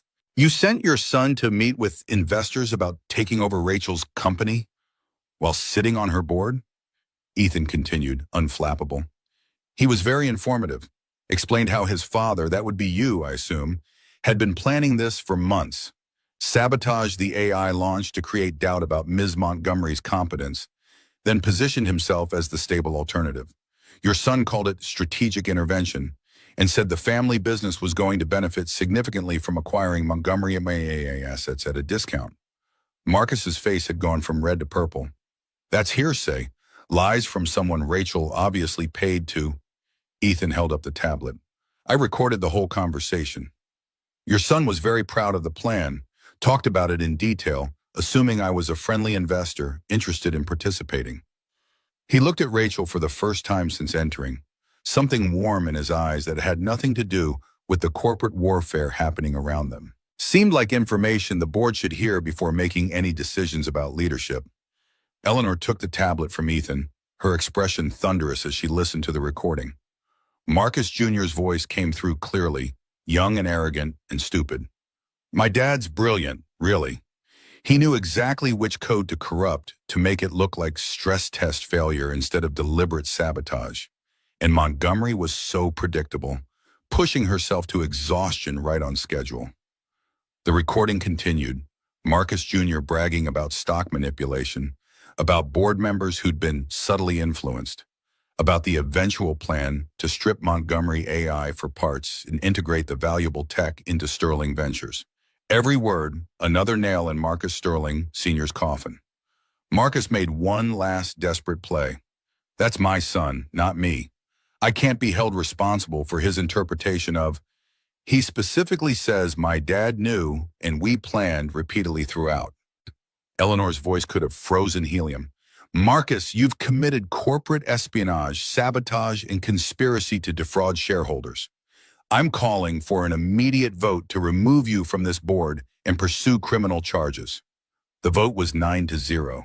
Marcus stood in the middle of the conference room, everything he'd schemed for crumbling around him, and Rachel felt nothing but tired relief. Not triumph, not satisfaction, just the bone-deep exhaustion of someone who'd been fighting so long, she'd forgotten what peace felt like. Security escorted Marcus out, his threats and protests fading as the elevator doors closed. The remaining board members clustered around Ethan, asking questions about how he'd gotten Marcus Jr. to confess, praising his investigative work. Ethan handled the attention with the same unflappable calm he'd brought to teaching Rachel how to change oil, answering questions politely, but keeping his eyes on her, checking wordlessly if she was okay. Rachel waited until the board members finally dispersed, Eleanor squeezing her shoulder and murmuring something about resilience and strength that Rachel was too overwhelmed to fully process. Linda was already on the phone with lawyers, beginning the process of pressing charges. Tim looked like he might cry from relief. When the room finally cleared, only Ethan remained, loosening the tie that clearly made him uncomfortable. So, that happened. Rachel laughed, the sound verging on hysterical. You just crashed a board meeting and took down a corporate saboteur in a borrowed suit. Mrs. Chen's nephew Mike says I can keep it. Apparently he's trying to lose weight and this is motivation. Ethan tugged at the jacket. I feel like a fraud. You're the furthest thing from a fraud. Rachel moved closer, aware of the glass walls and the possibility of being seen but not caring. You just saved my company, possibly my career, definitely my sanity. Pretty sure you saved yourself. I just recorded a conversation with an idiot who didn't know when to stop bragging. Ethan's expression softened. How are you holding up? Rachel opened her mouth to say she was fine, falling back on corporate autopilot, but Ethan's genuine concern made the walls she'd rebuilt this morning feel like poor protection. I'm angry at Marcus for doing this, at myself for not seeing it sooner, at the whole system that makes this kind of behavior seem normal. And I'm relieved. And I'm terrified because now I have to figure out what to do with a company I just realized I'm not sure I want to run anymore. Ethan processed this, not rushing to fill the silence with platitudes. What do you want? I don't know. The admission felt like stepping off a cliff. Yesterday morning I wanted to prove I could build something no one thought I could build. Today I want... She trailed off, unable to finish. Pancakes with Sophie? Ethan suggested, voice gentle with understanding. Time to figure things out without board meetings and corporate sabotage? Rachel managed to smile. That actually sounds perfect. Linda appeared in the doorway, tablet in hand, looking harassed. Rachel, I have 17 interview requests. The legal team needs to brief you on the criminal case against Marcus. And somehow word got out about... She glanced at Ethan, clearly trying to figure out how to phrase it delicately. About your personal life. The internet has opinions. Rachel's stomach sank. What kind of opinions? Linda pulled up her tablet, scrolling through headlines. Oddly supportive, actually. CEO chooses humanity over profit. Rachel Montgomery's mechanic friend helps expose corporate sabotage. There's a weird amount of fan art already. She showed the screen. Someone had drawn Rachel and Ethan as superhero partners, which was both touching and deeply embarrassing. Ethan peered at the drawing. I look way more heroic in that than in real life. Also, when did I get abs like that? Rachel laughed despite everything. The internet works fast. There's also backlash, Linda continued, scrolling to uglier headlines. Montgomery's judgment questioned after romantic involvement with working-class nobody. CEO slumming raises leadership concerns. A few board members from other companies you have relationships with are making noises about her stability and decision-making. The joy drained from Rachel's face. This was what she'd feared, what she'd spent her career trying to avoid. Being seen as less competent because she dared to have personal feelings, to be human in public. The double standard was exhausting. Male CEOs dated, married, divorced, remarried, had affairs, and it was all just boys being boys. Rachel spent 24 hours with someone who'd helped her, and suddenly her judgment was in question. Ethan's expression had gone carefully neutral, the way it had when Marcus had called him insignificant. Maybe I should go. I don't want to cause you more problems. No, Rachel's response came swift and certain. You're not the problem. She gestured at the tablet, the headlines, the toxic ecosystem that punished women for being human. This is the problem, and I'm tired of pretending it's acceptable. Linda's eyes widened. Rachel, what are you thinking? I'm thinking I'm going to do what I should have done yesterday. Tell the truth. All of it. Rachel pulled out her phone, calling the head of their PR department. Schedule a press conference for this afternoon. I'll be making a statement about the sabotage and about my personal life. And Linda, get the legal team to draft documents promoting Tim to CTO and reorganizing my role to include actual work-life balance. You're restructuring now in the middle of a crisis? Linda looked torn between admiration and horror, especially now. Because part of why Marcus's sabotage worked was that I was too exhausted to catch security vulnerabilities, too focused on being superhuman to notice someone was actively trying to destroy my work. Rachel looked at Ethan, finding strength in his steady presence.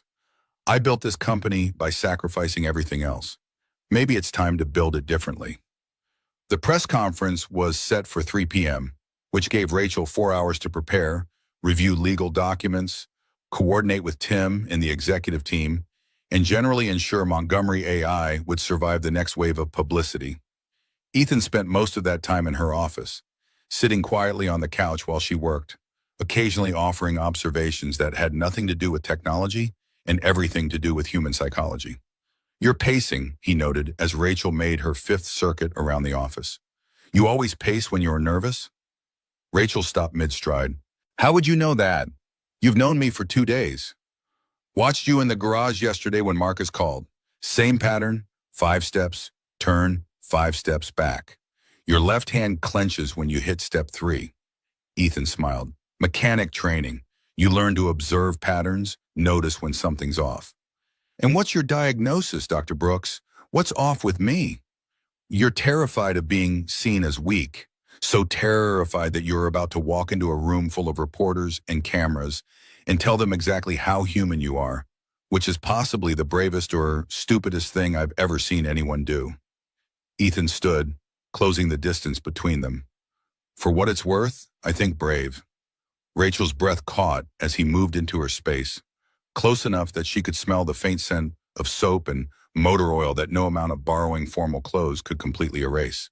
And if it goes badly, if the board decides I'm too much of a liability, then you figure out what's next. Maybe start a company that doesn't require you to destroy yourself to succeed. Maybe take Sophie to the zoo like she's been begging since yesterday. Ethan's hand came up to cup her face, thumb brushing her cheekbone. Maybe let yourself be happy for once instead of just successful. The kiss happened naturally, inevitably, like gravity finally winning a long argument. Rachel rose on her toes, closing the last inches, and Ethan met her halfway. His lips were warm and certain, his hands steady on her waist, and for a moment the office disappeared. The crisis disappeared. Everything narrowed to this connection that felt more real than anything Rachel had experienced in years. When they finally pulled apart, Rachel's heart was hammering and Ethan looked slightly dazed. That was unprofessional, Rachel suggested, breathless. I was going to say overdue. Ethan grinned. But yeah, probably also unprofessional. Linda's voice came through the intercom, shattering the moment. Rachel, you have 15 minutes before the press conference, and there's a line of reporters already forming that suggests this is going to be bigger than we anticipated. Rachel straightened her suit, checking her reflection in the window. CEO armor back in place, except now it felt less like protection and more like costume. She was about to step in front of cameras and admit to weakness, to relationship, to being something other than the perfectly controlled image she'd spent 14 years cultivating. Ethan adjusted his borrowed tie, preparing to stand beside her. You sure you want me there? I can watch from the back, if you'd rather. I want you there. Rachel took his hand, feeling calluses in strength. If I'm doing this, I'm doing it honestly, which means acknowledging that the man who helped me isn't just some random mechanic. He's someone who matters. They walked to the press room together, Linda trailing behind with last-minute briefing notes. The room was packed. Tech journalists, business reporters, even some entertainment media drawn by the personal angle. Cameras lined the back wall, live feeds already rolling. Rachel spotted several board members in the audience, Eleanor prominent among them, her expression unreadable. Rachel took position behind the podium, Ethan slightly behind and to her left, close enough to be present but not crowding her moment. The cameras focused, lights bright and hot, and Rachel remembered standing on that stage 48 hours ago, remembered the applause turning to gasps as her body gave out from exhaustion. This time her voice came steady and clear. Thank you for coming. I have 2 announcements today, and both require complete honesty. First, regarding the Prometheus AI malfunction and subsequent crisis. My former colleague and board member Marcus Sterling deliberately sabotaged our code repository in an attempt to destabilize my leadership and position himself for a hostile takeover. We have comprehensive evidence, including code logs, digital fingerprints, and recorded confessions from Mr. Sterling's accomplices. Criminal charges are being filed, and Mr. Sterling has been removed from the board with unanimous support. Reporters erupted with questions, hands shooting up, voices overlapping. Rachel held up a hand for silence.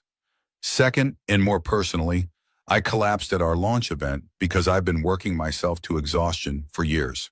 100-hour weeks, skipped meals, ignored health warnings, all in service of proving I was strong enough, dedicated enough, competent enough to lead this company. That approach nearly killed me, and it definitely compromised my judgment in ways that Marcus Sterling exploited. She paused, gathering courage for what came next. Yesterday, when I disappeared, I was with someone who found me unconscious and helped me without asking for anything in return. His name is Ethan Brooks.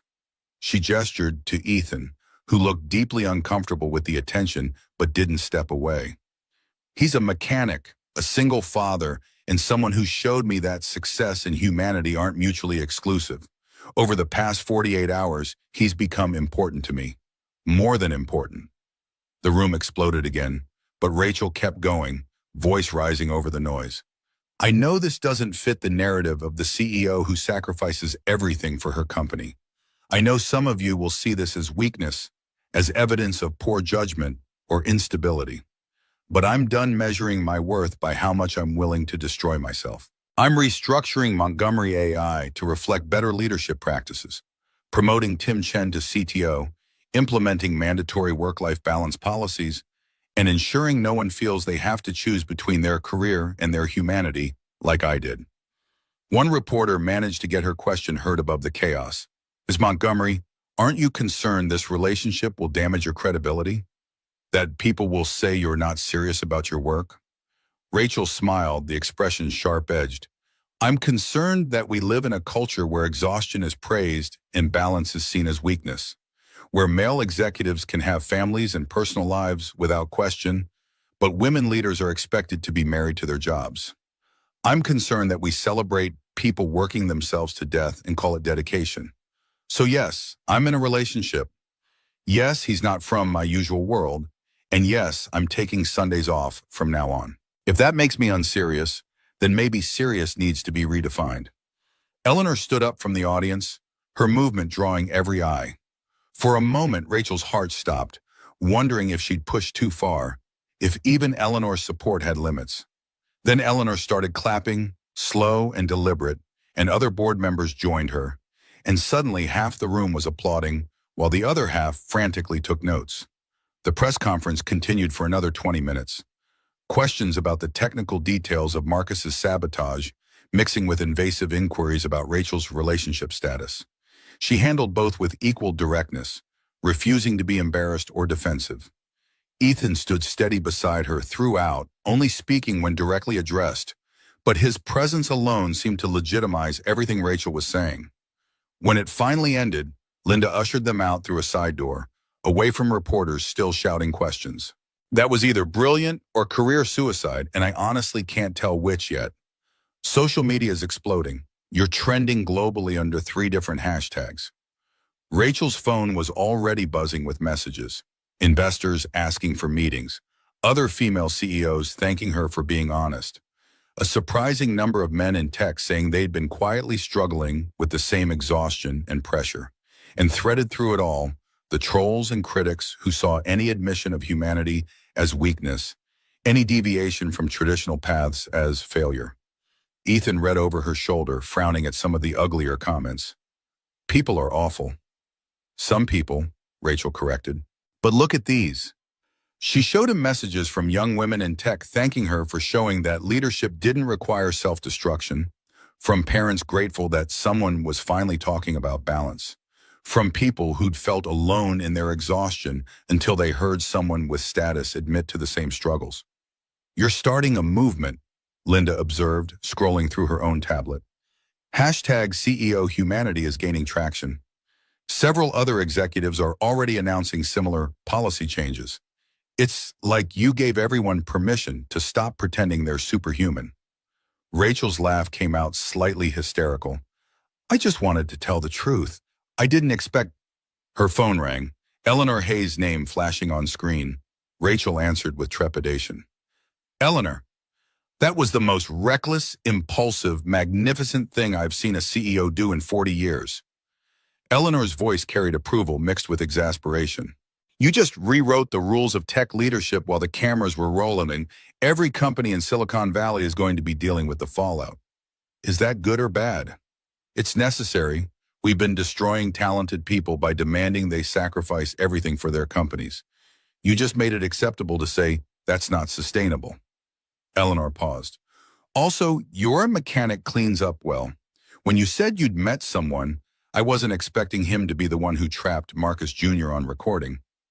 That boy's smarter than half my investment team. Rachel glanced at Ethan, who was trying very hard to pretend he wasn't listening. He's full of surprises. Bring him to the board dinner next month. I want to meet the man who convinced Rachel Montgomery to take a Sunday off. Eleanor hung up without waiting for a response, leaving Rachel staring at her phone. Linda checked her watch. Okay, you have 45 minutes before the legal team needs you for depositions about Marcus. Do you want to prep in your office, or I want to go home? The words surprised Rachel as much as they seemed to surprise Linda. Not my penthouse, Ethan's place. I want to see Sophie, eat dinner that doesn't come from a catering service, and remember what it feels like to be somewhere that doesn't have glass walls and constant surveillance. Linda's expression cycled through several emotions before landing on resigned acceptance. Fine, I'll handle the legal prep and send you a summary. But Rachel, eventually you're going to have to actually live in your fancy apartment instead of camping out at your boyfriend's garage. Boyfriend, the label felt premature and inadequate, imperfectly accurate all at once. Rachel looked at Ethan, found him watching her with warmth that had nothing to do with professional respect and everything to do with something deeper and more dangerous. Eventually, Rachel agreed, but not today. They took Rachel's car, a Tesla that Ethan kept making mechanic noises about, critiquing the engineering choices and proprietary repair systems, and drove back to the garage in late afternoon traffic.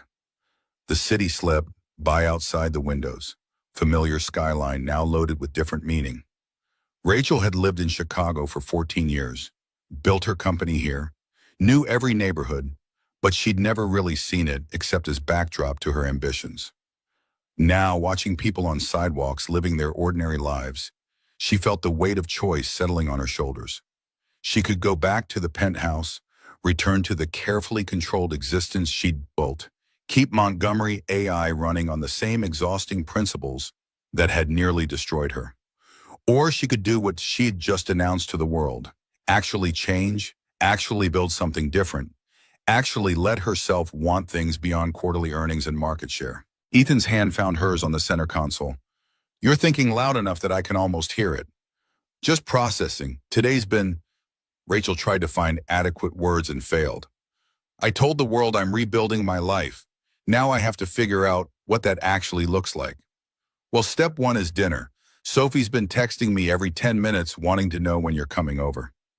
Ethan showed her his phone, a string of increasingly enthusiastic messages from a 7-year-old who'd apparently mastered emoji communication. She wants to show you her science project. Fair warning, it involves a lot of vinegar and questionable structural integrity. Rachel laughed, feeling tension drain from her shoulders. Perfect. I could use some questionable structural integrity in my life. The garage looked different in afternoon light, less like the strange refuge she'd stumbled into and more like somewhere she could actually belong. Chen was watering flowers outside, and she waved enthusiastically when she spotted them, shouting something about seeing the press conference and being very proud. Mike emerged from the garage proper, looking surprised and pleased to see his borrowed suit returning. Looks good on you, man, Mike said, clasping Ethan's shoulder. But I'm still claiming it back for my cousin's wedding. Sophie burst out of the apartment door like she'd been watching from the window, launching herself at Rachel with enough force to nearly knock her over. You were on TV. Mrs. Chen showed me. You told everyone about Papa. Rachel caught the girl, holding her close, breathing in the smell of children's shampoo and playground dirt. I hope that's okay. I probably should have asked first. Sophie pulled back, eyes shining. It's perfect. Now everyone knows Papa's a hero. She grabbed Rachel's hand, tugging her toward the stairs. Come see my volcano. It's not done yet, but it's going to be amazing. The science project dominated the kitchen table. A papier-mâché mountain covered in paint and surrounded by detailed notes in Sophie's careful handwriting.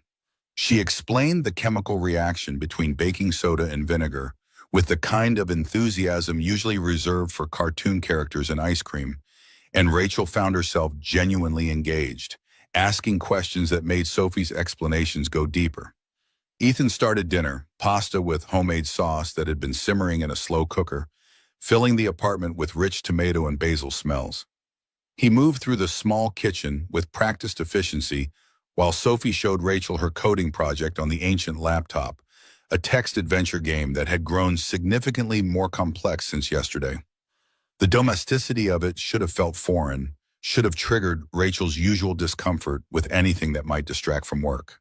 Instead, it felt like coming up for air after being underwater too long, like remembering that life existed outside conference rooms and quarterly reports.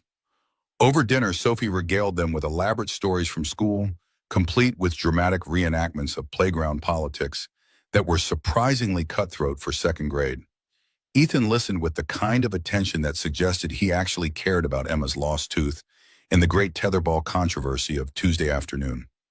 Rachel watched them interact, seeing the love and security that flowed between father and daughter, and felt something settle in her chest.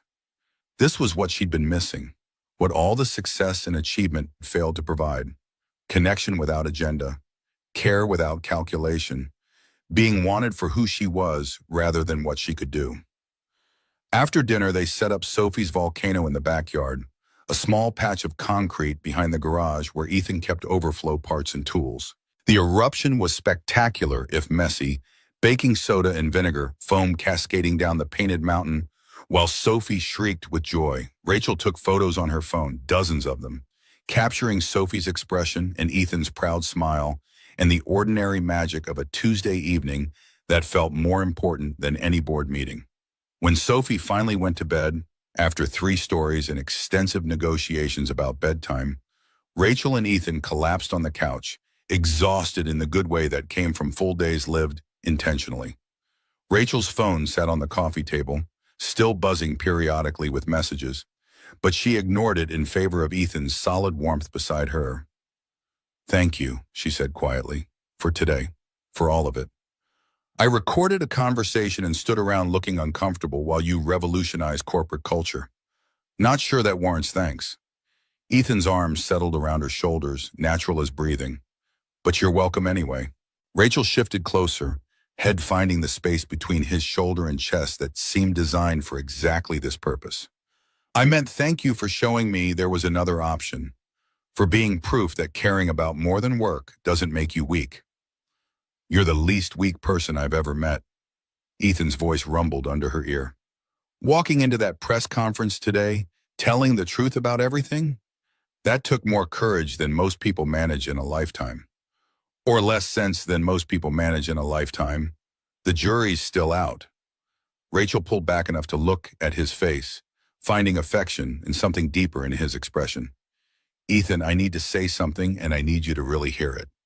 His hand came up to cup her face, thumb tracing her cheekbone. "I'm listening. This thing between us, it happened fast, maybe too fast. And I know there are 1,000 reasons it shouldn't work, 1,000 ways the world is going to judge us for not making sense on paper." Rachel took a breath, steadying herself. "But I don't care.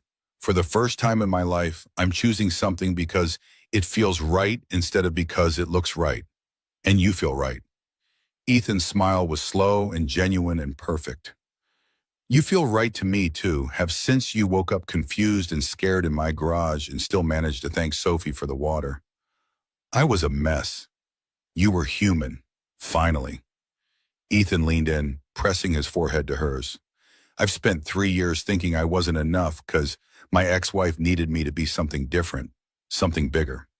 Then you show up, successful and brilliant and powerful, and you make me feel like being exactly who I am is not just acceptable, but valuable.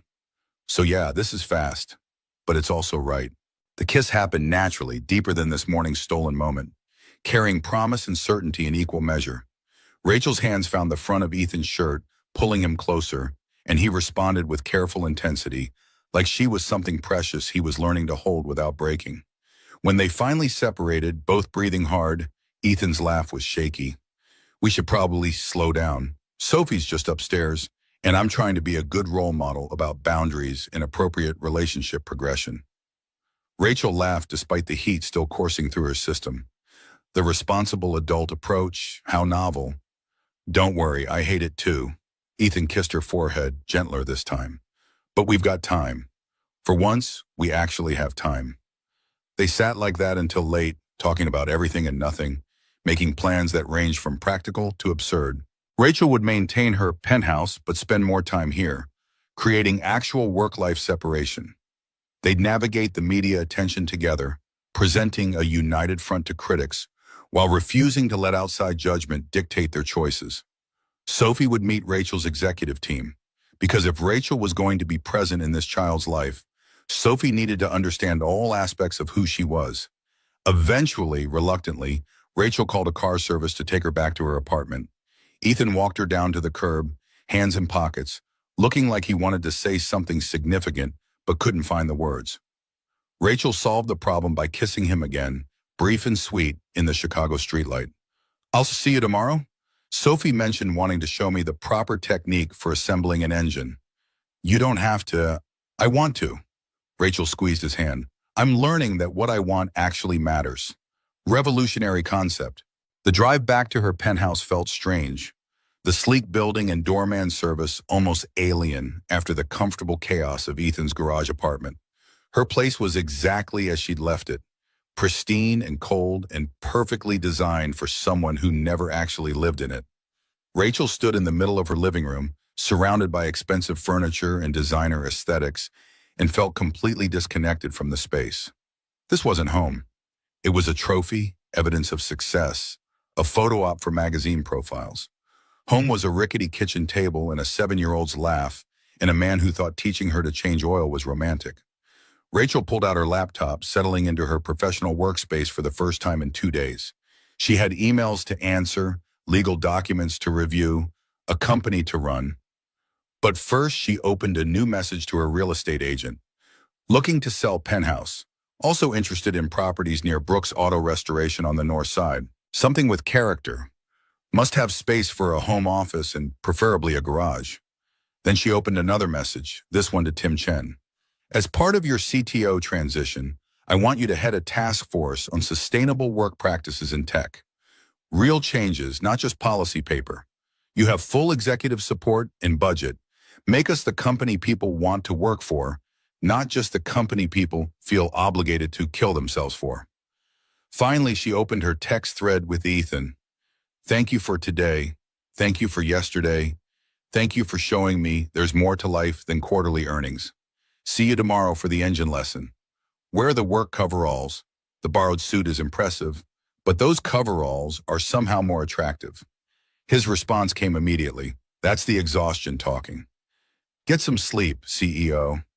Rachel smiled at her phone, feeling lighter than she had in years. Tomorrow would bring more media storms, more corporate challenges, more people questioning her choices. But tonight, for the first time in her adult life, Rachel Montgomery fell asleep excited about the future instead of anxious about maintaining the present.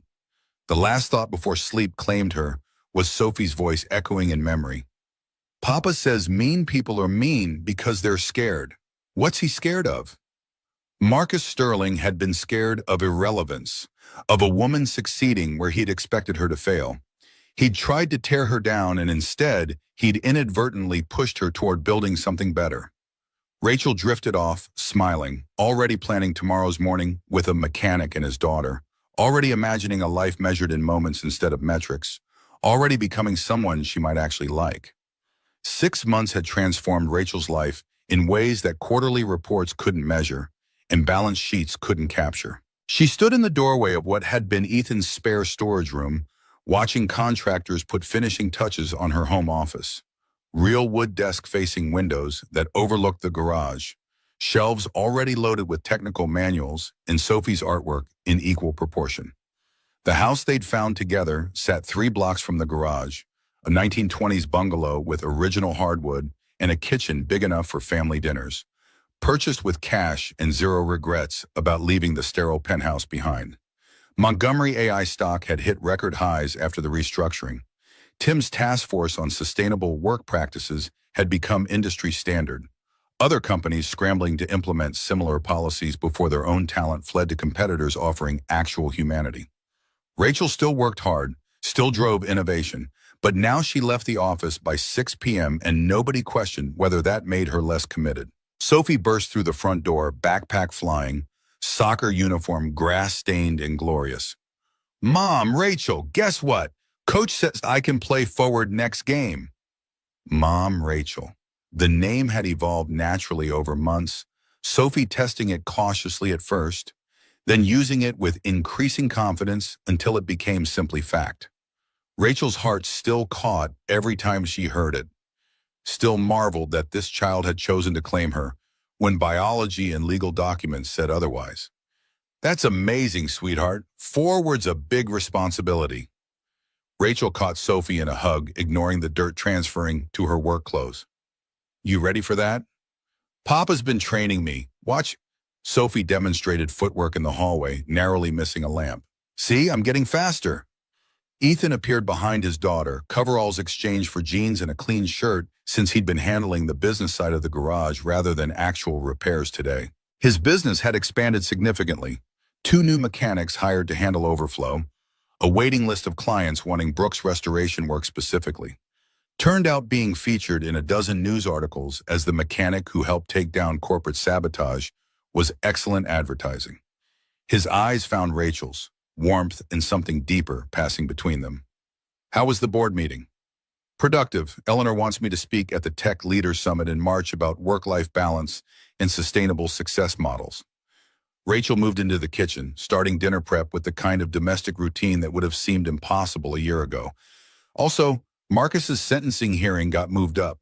Linda thinks he's trying to negotiate a plea deal. Sophie's expression clouded. "The mean man's going to jail?" "Probably." Ethan ruffled his daughter's hair. "He did bad things, and there are consequences for that." "Good." Sophie's fierce certainty made Rachel smile. "He tried to hurt you and Mom Rachel. He deserves consequences." Dinner was the controlled chaos Rachel had learned to love.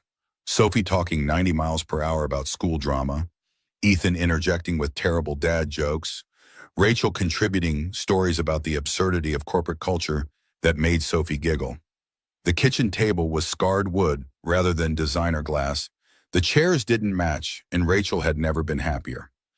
After dinner, while Sophie tackled homework with the kind of intense focus she'd inherited from both parents, biological and chosen, Rachel's phone rang. Unknown number, which usually meant reporters still trying to get exclusives about her unconventional lifestyle choices. She almost ignored it, then something made her answer. "Is Montgomery?" The voice was female, young, nervous. "This is Sarah Chen from Child Protective Services. I'm calling regarding Sophie Brooks." Rachel's blood went cold. "What about Sophie?" Ethan looked up from where he was reviewing garage accounts, catching her tone. Sophie remained oblivious, bent over her math homework. Sarah Chen's voice carried professional sympathy that made everything worse.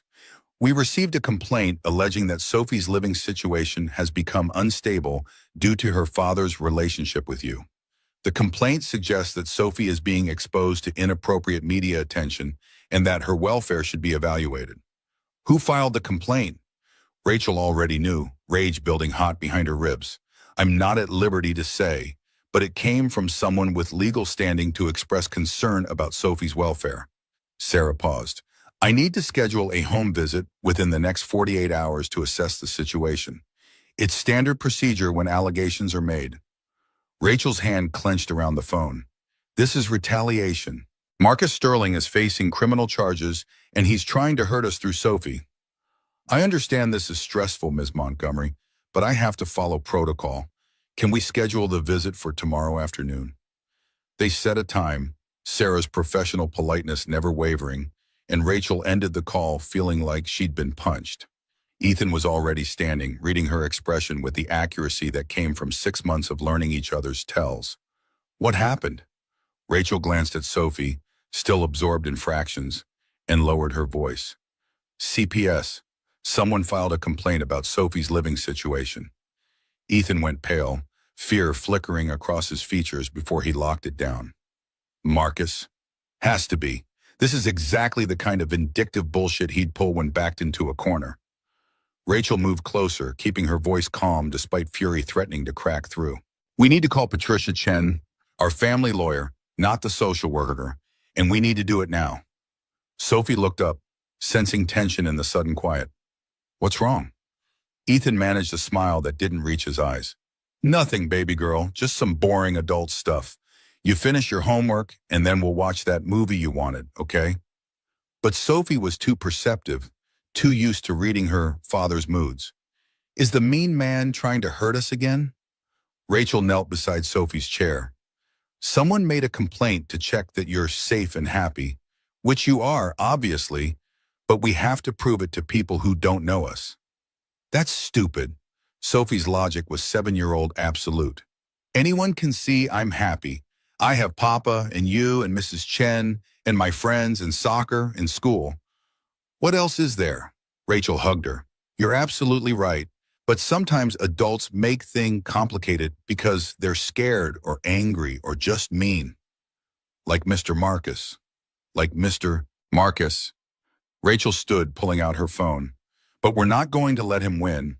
We're going to show everyone that you have the best family, and nothing he does can change that. Patricia Chen arrived within an hour, her presence somehow both reassuring and terrifying, because it meant this was serious enough to warrant emergency legal consultation. She sat at the kitchen table. Sophie had been sent to her room with promises of movie night later, and reviewed the complaint with clinical detachment. It's thin, Patricia pronounced finally. Allegations about media attention and unstable environment without specific instances of harm. But thin doesn't mean harmless. CPS has to investigate every complaint, and if the social worker decides there's any merit, this could escalate. Ethan's hands were fisted on the table. What's the worst-case scenario? Removal while investigation continues. It's rare, only happens if there's evidence of immediate danger. Patricia's expression softened. But I've seen vindictive complaints weaponized before. We need to present overwhelming evidence that Sophie is thriving. School records, medical reports, character witnesses, documentation of stable housing and financial security. Rachel was already pulling up files on her laptop. Sophie's on the honor roll, hasn't missed a day of school in 6 months. Her pediatrician gave her a clean bill of health at her last checkup. I have financial statements showing Ethan's business income has tripled since we met. This house is paid for in cash. There's a college fund already set up in Sophie's name. Good. What about the media attention angle? Patricia looked between them. That's going to be their strongest argument, that Sophie's been thrust into a spotlight because of your relationship. Ethan ran his hand through his hair. She's been in exactly 2 photos that made it to press, both taken at the park when we didn't know cameras were there. We've been careful to keep her out of public events, but the relationship itself has been public. Patricia pulled up news articles on her tablet. Rachel, your press conference 6 months ago mentioned Ethan and Sophie. There have been dozens of follow-up stories. Someone could argue that by association, Sophie's been exposed to scrutiny a child shouldn't face. Rachel felt sick. I was trying to be honest. I was trying to show that you can have success and personal life both. I never meant... I know. Patricia's voice was gentle. But good intentions don't always protect us from consequences. Here's what we're going to do. Compile everything showing Sophie's well-being has improved since you entered her life. Teachers, coaches, friends' parents, anyone who can testify that she's happy and secure. We prepare the house for inspection, make sure everything is spotless and child-appropriate. And we get character witnesses lined up who can speak to your fitness as a parental figure. I'm not her parent, Rachel's voice cracked. Legally, I'm nobody, just her father's girlfriend. Ethan's hand found hers under the table, gripping tight. You're more than that, to both of us. Patricia studied them with the assessing gaze of someone who'd seen every variation of family structure. Legally, yes, you have no standing, but in practice, you've been co-parenting for 6 months. You're listed as emergency contact at Sophie's school. You attend parent-teacher conferences. You've integrated completely into her daily life. That matters. Does it? Rachel heard the bitterness in her own voice. Because right now it feels like everything I've done just made Sophie a target. No. Ethan's response was immediate and fierce. Marcus made Sophie a target because he's vindictive and cruel and can't stand that we're happy. That's on him, not you. Patricia cleared her throat. The reality is that your profile makes you an easy target for this kind of attack. Marcus knows that threatening a child will generate maximum damage with minimum effort. But it also means we have resources most families facing CPS complaints don't have. We can afford the best representation, we can afford expert witnesses, and we have documentation that proves Sophie's life has objectively improved. We're going to fight this, and we're going to win. The next 24 hours were a blur of preparation. They deep cleaned every inch of the house, organized Sophie's room to showcase healthy routine and age-appropriate environment, gathered documentation that told the story of a child thriving. Rachel called Eleanor Hayes and Tim Chen, asked them to provide character references. Ethan contacted Sophie's teacher, Mrs. Rodriguez, her soccer coach, even Mrs. Chen from next door, who'd witnessed their entire relationship from the beginning. Sophie handled it all with the kind of resilience that made Rachel's heart ache. She understood that someone was questioning whether she was happy, understood that adults would be checking to make sure her family was good enough. And she approached it with the same pragmatic determination she brought to math homework and soccer practice, as a problem to solve, an obstacle to overcome. The night before the CPS visit, Rachel couldn't sleep. She lay in bed, the bed she'd been sharing with Ethan for 4 months now, in the house they'd chosen together, and stared at the ceiling, running through every possible way this could go wrong. Marcus Sterling, even facing criminal charges, still had enough reach and resources to hurt them. He'd proven that money and spite could weaponize bureaucracy against people just trying to build a life. Ethan's voice cut through the darkness. Your brain's so loud I can hear it from here. Rachel rolled to face him, finding his features barely visible in moonlight, filtering through curtains. What if they take her? What if some social worker decides that Sophie would be better off without the complication of me in her life? Then we appeal, we fight, we do whatever it takes. Ethan's hand found her face, thumb tracing her cheekbone. But Rachel, you need to hear this. You haven't hurt Sophie. You've made her life better. She's happier, more confident, doing better in school. She has a mother figure who shows up for her every single day. That's not damage. That's love. Love isn't enough if the system decides it's not the right kind of love. Rachel's voice broke. I've spent my whole life proving I was good enough. Good enough for investors, good enough for boards, good enough to run a company. And now I have to prove I'm good enough to be in Sophie's life. And the metrics are completely different. And I don't know if I can. Ethan kissed her, cutting off the spiral. You already are good enough. Sophie chose you. I chose you. That 7-year-old girl who's scared of exactly nothing looks at you like you hung the moon. That's not something you have to earn or prove. It just is. Rachel clung to him, finding anchor in his certainty. I love you. Both of you. I didn't know I could love like this. So much that it terrifies me. So much that losing it would break something fundamental. Then we don't lose it. Ethan's voice carried the same stubborn determination that had kept his business running through his divorce, that had raised Sophie alone for 3 years, that had seen an unconscious stranger and decided helping was more important than caution. We fight and we win because the alternative is unacceptable. Sarah Chen arrived at 2 p.m. exactly, dressed in professional casual and carrying a tablet and clipboard that represented bureaucratic power to dismantle families. She was younger than Rachel expected, maybe 30, with kind eyes that suggested she actually cared about the children she was tasked with protecting. That somehow made it worse. This wasn't a villain Rachel could hate, just someone doing a job that happened to have the power to destroy everything. Sophie sat between Rachel and Ethan on the couch, back straight, hands folded, looking like she was preparing for oral arguments. She'd insisted on wearing her favorite purple dress, the one Rachel had bought her for her 8th birthday last month, and her hair was braided with the competence that came from Rachel's daily practice over 6 months. Sarah Chen smiled at Sophie, gentle and non-threatening. "Hi, Sophie. I'm Ms. Chen. I'm here to talk to you about your family and make sure everything's going well. Is that okay?" Sophie nodded, solemn. "Papa says you have to check that. I'm happy. I am happy. Very happy." "That's great to hear. Can you tell me about your day? What's a normal day like for you?" Sophie launched into description with the kind of detail that made Rachel proud.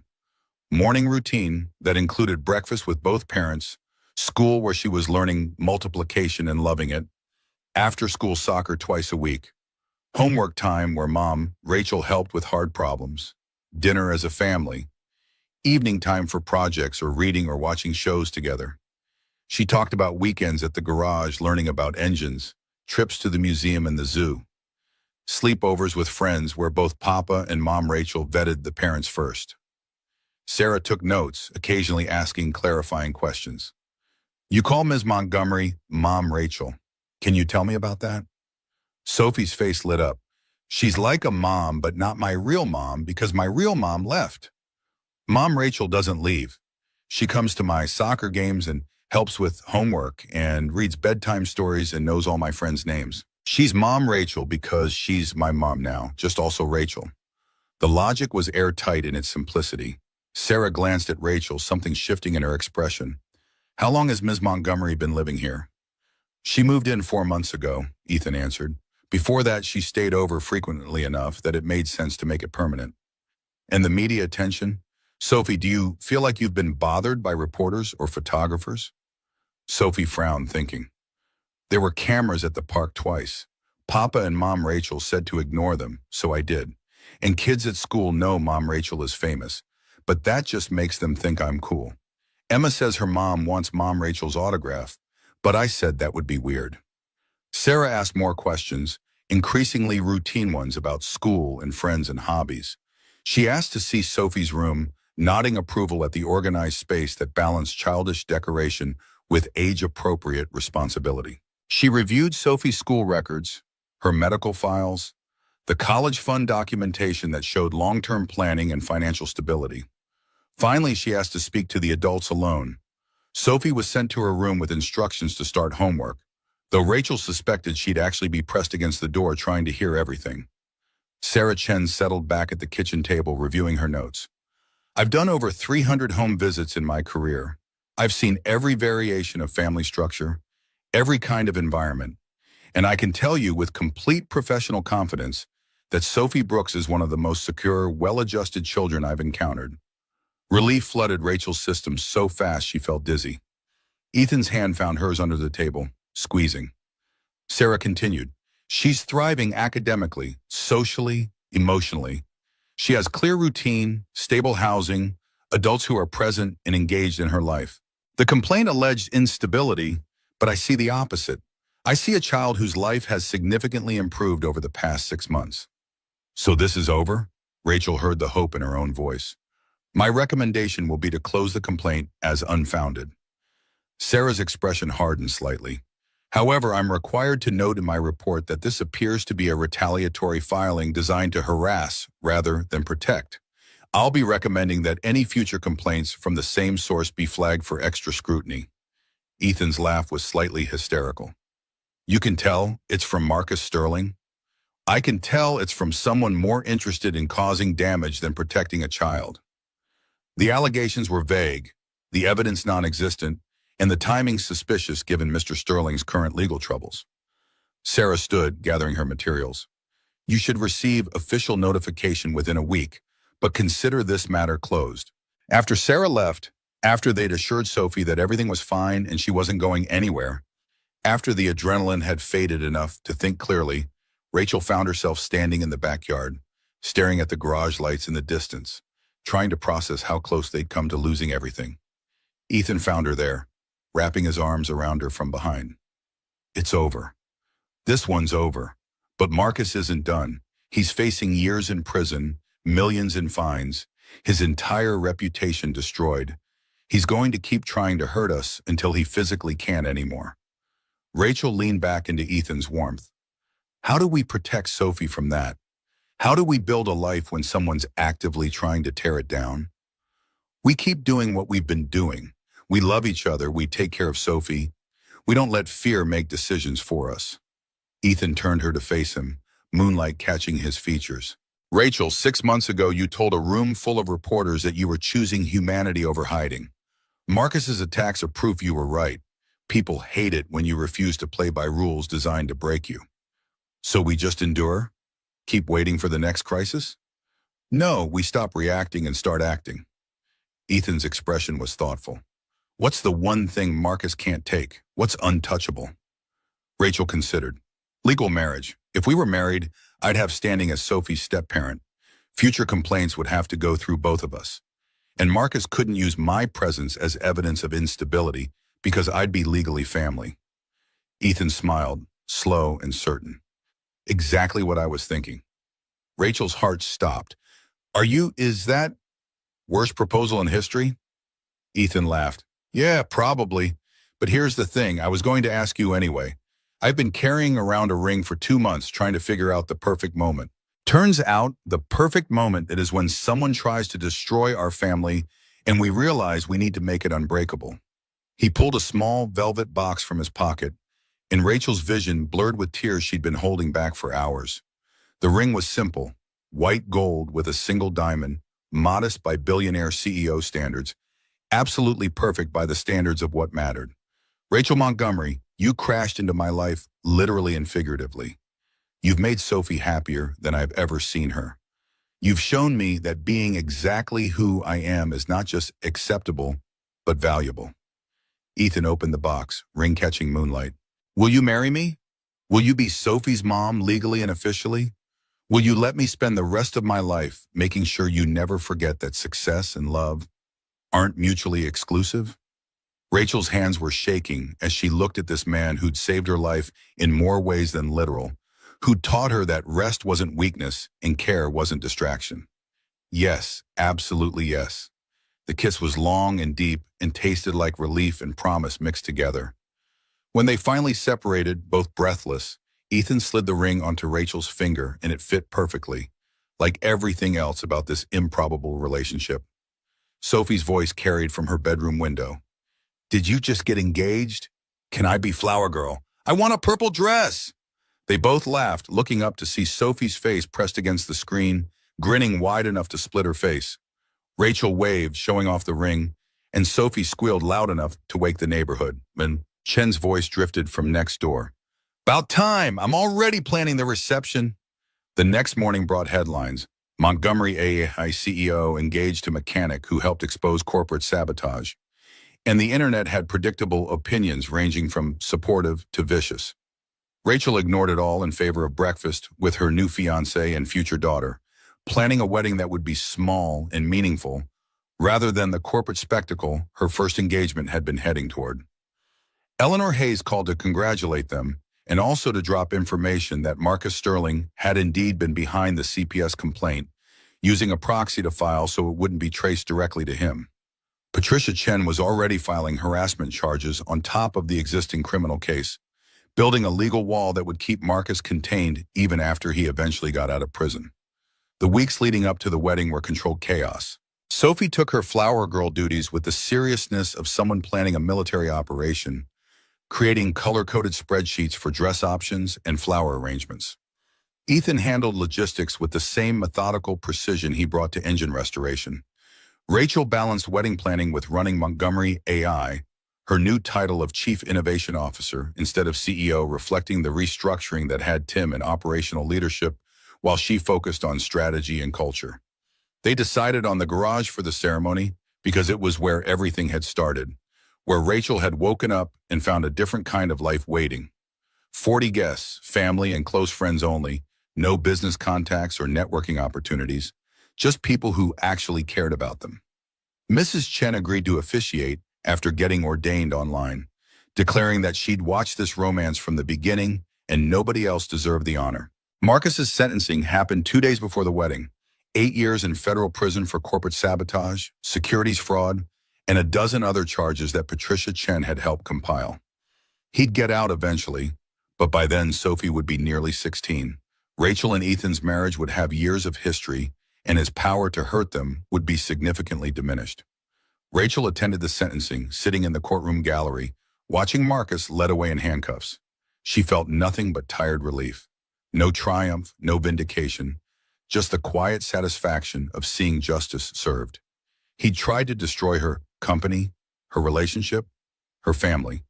He'd failed on all counts. That was enough. The morning of the wedding, Rachel woke in her old penthouse, one last night sleeping apart for tradition's sake, and found herself standing at the windows that had once represented everything she wanted. The Chicago skyline still glittered, still beautiful, but it didn't pull at her anymore. Success was waiting 3 blocks from a garage in a house that was too small and too perfect, with a man who thought teaching her to change oil was romance, and a daughter who'd claimed her as family without hesitation. Linda arrived to help with final preparations, her expression fond and slightly exasperated. "You know, 6 months ago I thought you were having a breakdown. Turns out you were just becoming human. Turns out those can look similar from the outside." Rachel let Linda fuss with her dress. Simple white, knee-length, nothing like the elaborate gown her mother had planned for her engagement to Marcus a lifetime ago. "Thank you for not quitting when I went temporarily insane." "You weren't insane, you were exhausted and finally admitting it." Linda stepped back, assessing. Perfect. The mechanic's not going to know what hit him. The ceremony was scheduled for 4 p.m., golden hour lights streaming through garage windows, string lights adding warmth to the industrial space. Rachel arrived to find the garage transformed. Flowers everywhere, chairs arranged in neat rows, Sophie bouncing in her purple flower girl dress that matched the streak Rachel had let her add to her hair for the occasion. Ethan stood at the makeshift altar in a suit that actually belonged to him this time, hair still slightly messy despite obvious attempts to tame it, looking at Rachel like she'd hung the moon, and he couldn't quite believe his luck. Sophie ran up to Rachel, grabbing her hand and pulling her forward with 7-year-old enthusiasm. "You look so pretty. Papa's going to cry. He's been crying all morning, but he says it's allergies even though it's November." Rachel laughed, letting Sophie lead her down the aisle between rows of people who'd become family over 6 months of choosing connection over isolation. Eleanor sat in the front row, beaming with grandmotherly pride. Tim and his family occupied 3 chairs, his daughter waving enthusiastically. Mrs. Chen stood at the altar, ceremony script in hand, looking official and slightly tearful. When Rachel reached Ethan, his eyes were indeed wet, and he didn't bother hiding it. "Hi. Hi." Rachel took his hands, feeling calluses and strength and certainty. "Ready to make this official?" "Been ready since you woke up confused in my garage and still remembered to thank Sophie for the water." Mrs. Chen cleared her throat. "We are gathered here today to witness the marriage of Rachel Montgomery and Ethan Brooks, 2 people who prove that the best love stories start with someone falling down and someone else deciding to help them up." The ceremony was short, personal, nothing like the corporate performance Rachel's first engagement or had been heading toward. They'd written their own vows, Rachel promising to always prioritize Sophie's soccer games over board meetings, to learn the proper names for engine parts, to build a life measured in moments rather than metrics. Ethan promised to support Rachel's ambitions while reminding her that rest wasn't weakness, to be patient when corporate culture made her forget how to be human, to love her exactly as she was rather than as she thought she should be. Sophie stood between them, holding the rings, looking solemn and important. When Mrs. Chen asked who gave Rachel to marriage, Sophie piped up, "I do, because she's my mom, Rachel, and I want her to stay forever." There wasn't a dry eye in the garage. Rachel knelt to Sophie's level. "I'm staying forever, sweetie. Promise, promise." "Promise, promise," Sophie echoed, handing over the rings with the kind of ceremony that suggested she'd been practicing. The rings were simple gold bands.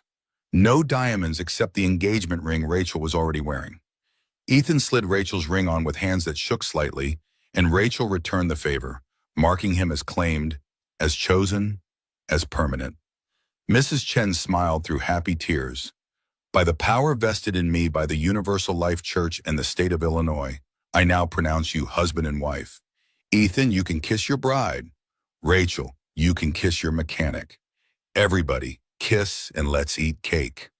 The kiss was gentle and sweet and tasted like beginning rather than ending.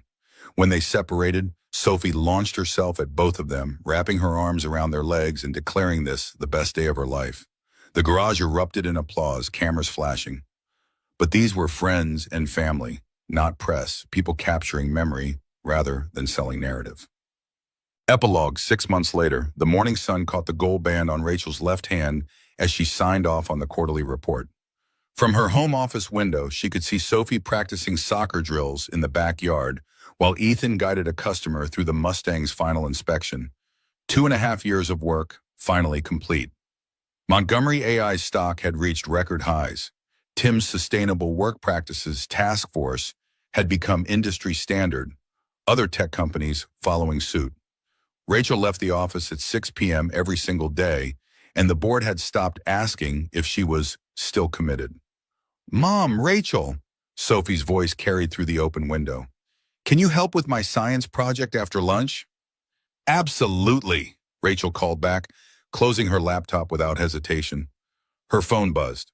Marcus Sterling's final appeal had been denied. 8 years, no parole. She felt nothing but distant relief. He tried to destroy everything she'd built, and instead he'd inadvertently pushed her toward building something better. Eleanor's text came next. "Board dinner next month. Bring the family." Yes, that means Sophie too. She's more entertaining than half the executives. Rachel smiled, typing back, "We'll be there." Sophie's already planning her outfit. Through the window, she watched Ethan shake hands with his customer, pride evident in every line of his body as the man drove away in the fully restored Mustang. Sophie ran to him, and he scooped her up, spinning her around, both of them laughing, perfectly happy in their ordinary Wednesday afternoon. Rachel's old life, the penthouse, the 100-hour weeks, the crushing isolation, felt like someone else's story now. A cautionary tale about what happened when you confused achievement with fulfillment. This life, messy and imperfect and absolutely right, was measured in soccer games and engine rebuilds and family dinners. In Sophie's homework questions, in Ethan's steady presence, in the kind of success that couldn't be quantified on a balance sheet. Her phone buzzed again. "Linda, CNN wants an interview about the 1-year anniversary of your press conference. They're calling it the CEO Humanity Movement. Thoughts?" Rachel typed back, "Tell them I'm available Tuesday at 2 p.m., but only if they're okay with Sophie photobombing if she gets home early from school." Linda's response was immediate. "You've completely lost your corporate edge. I love it." Rachel closed her laptop and headed downstairs. Outside, her husband was teaching their daughter the proper way to diagnose engine sounds. Both of them bent over the hood of Mrs. Chen's ancient Honda Civic, completely absorbed. "Room for one more?" Rachel asked, grabbing coveralls from the hook. Ethan looked up, that same warm smile he'd given her the morning she'd woken up in his garage, confused and scared and unknowingly ready for everything to change. "Always," he said, and Rachel Brooks Montgomery, CEO of Montgomery AI, wife, mother, and finally, after 32 years of searching, someone who'd learned that the greatest success was simply being brave enough to be human, stepped into the sunshine and joined her family. The Mustang gleamed in the garage behind them, a testament to patience and craftsmanship and the value of taking time to do things right. Rachel thought about that first day, changing oil with hands that had never touched an engine, learning that competence came in forms she'd never valued before.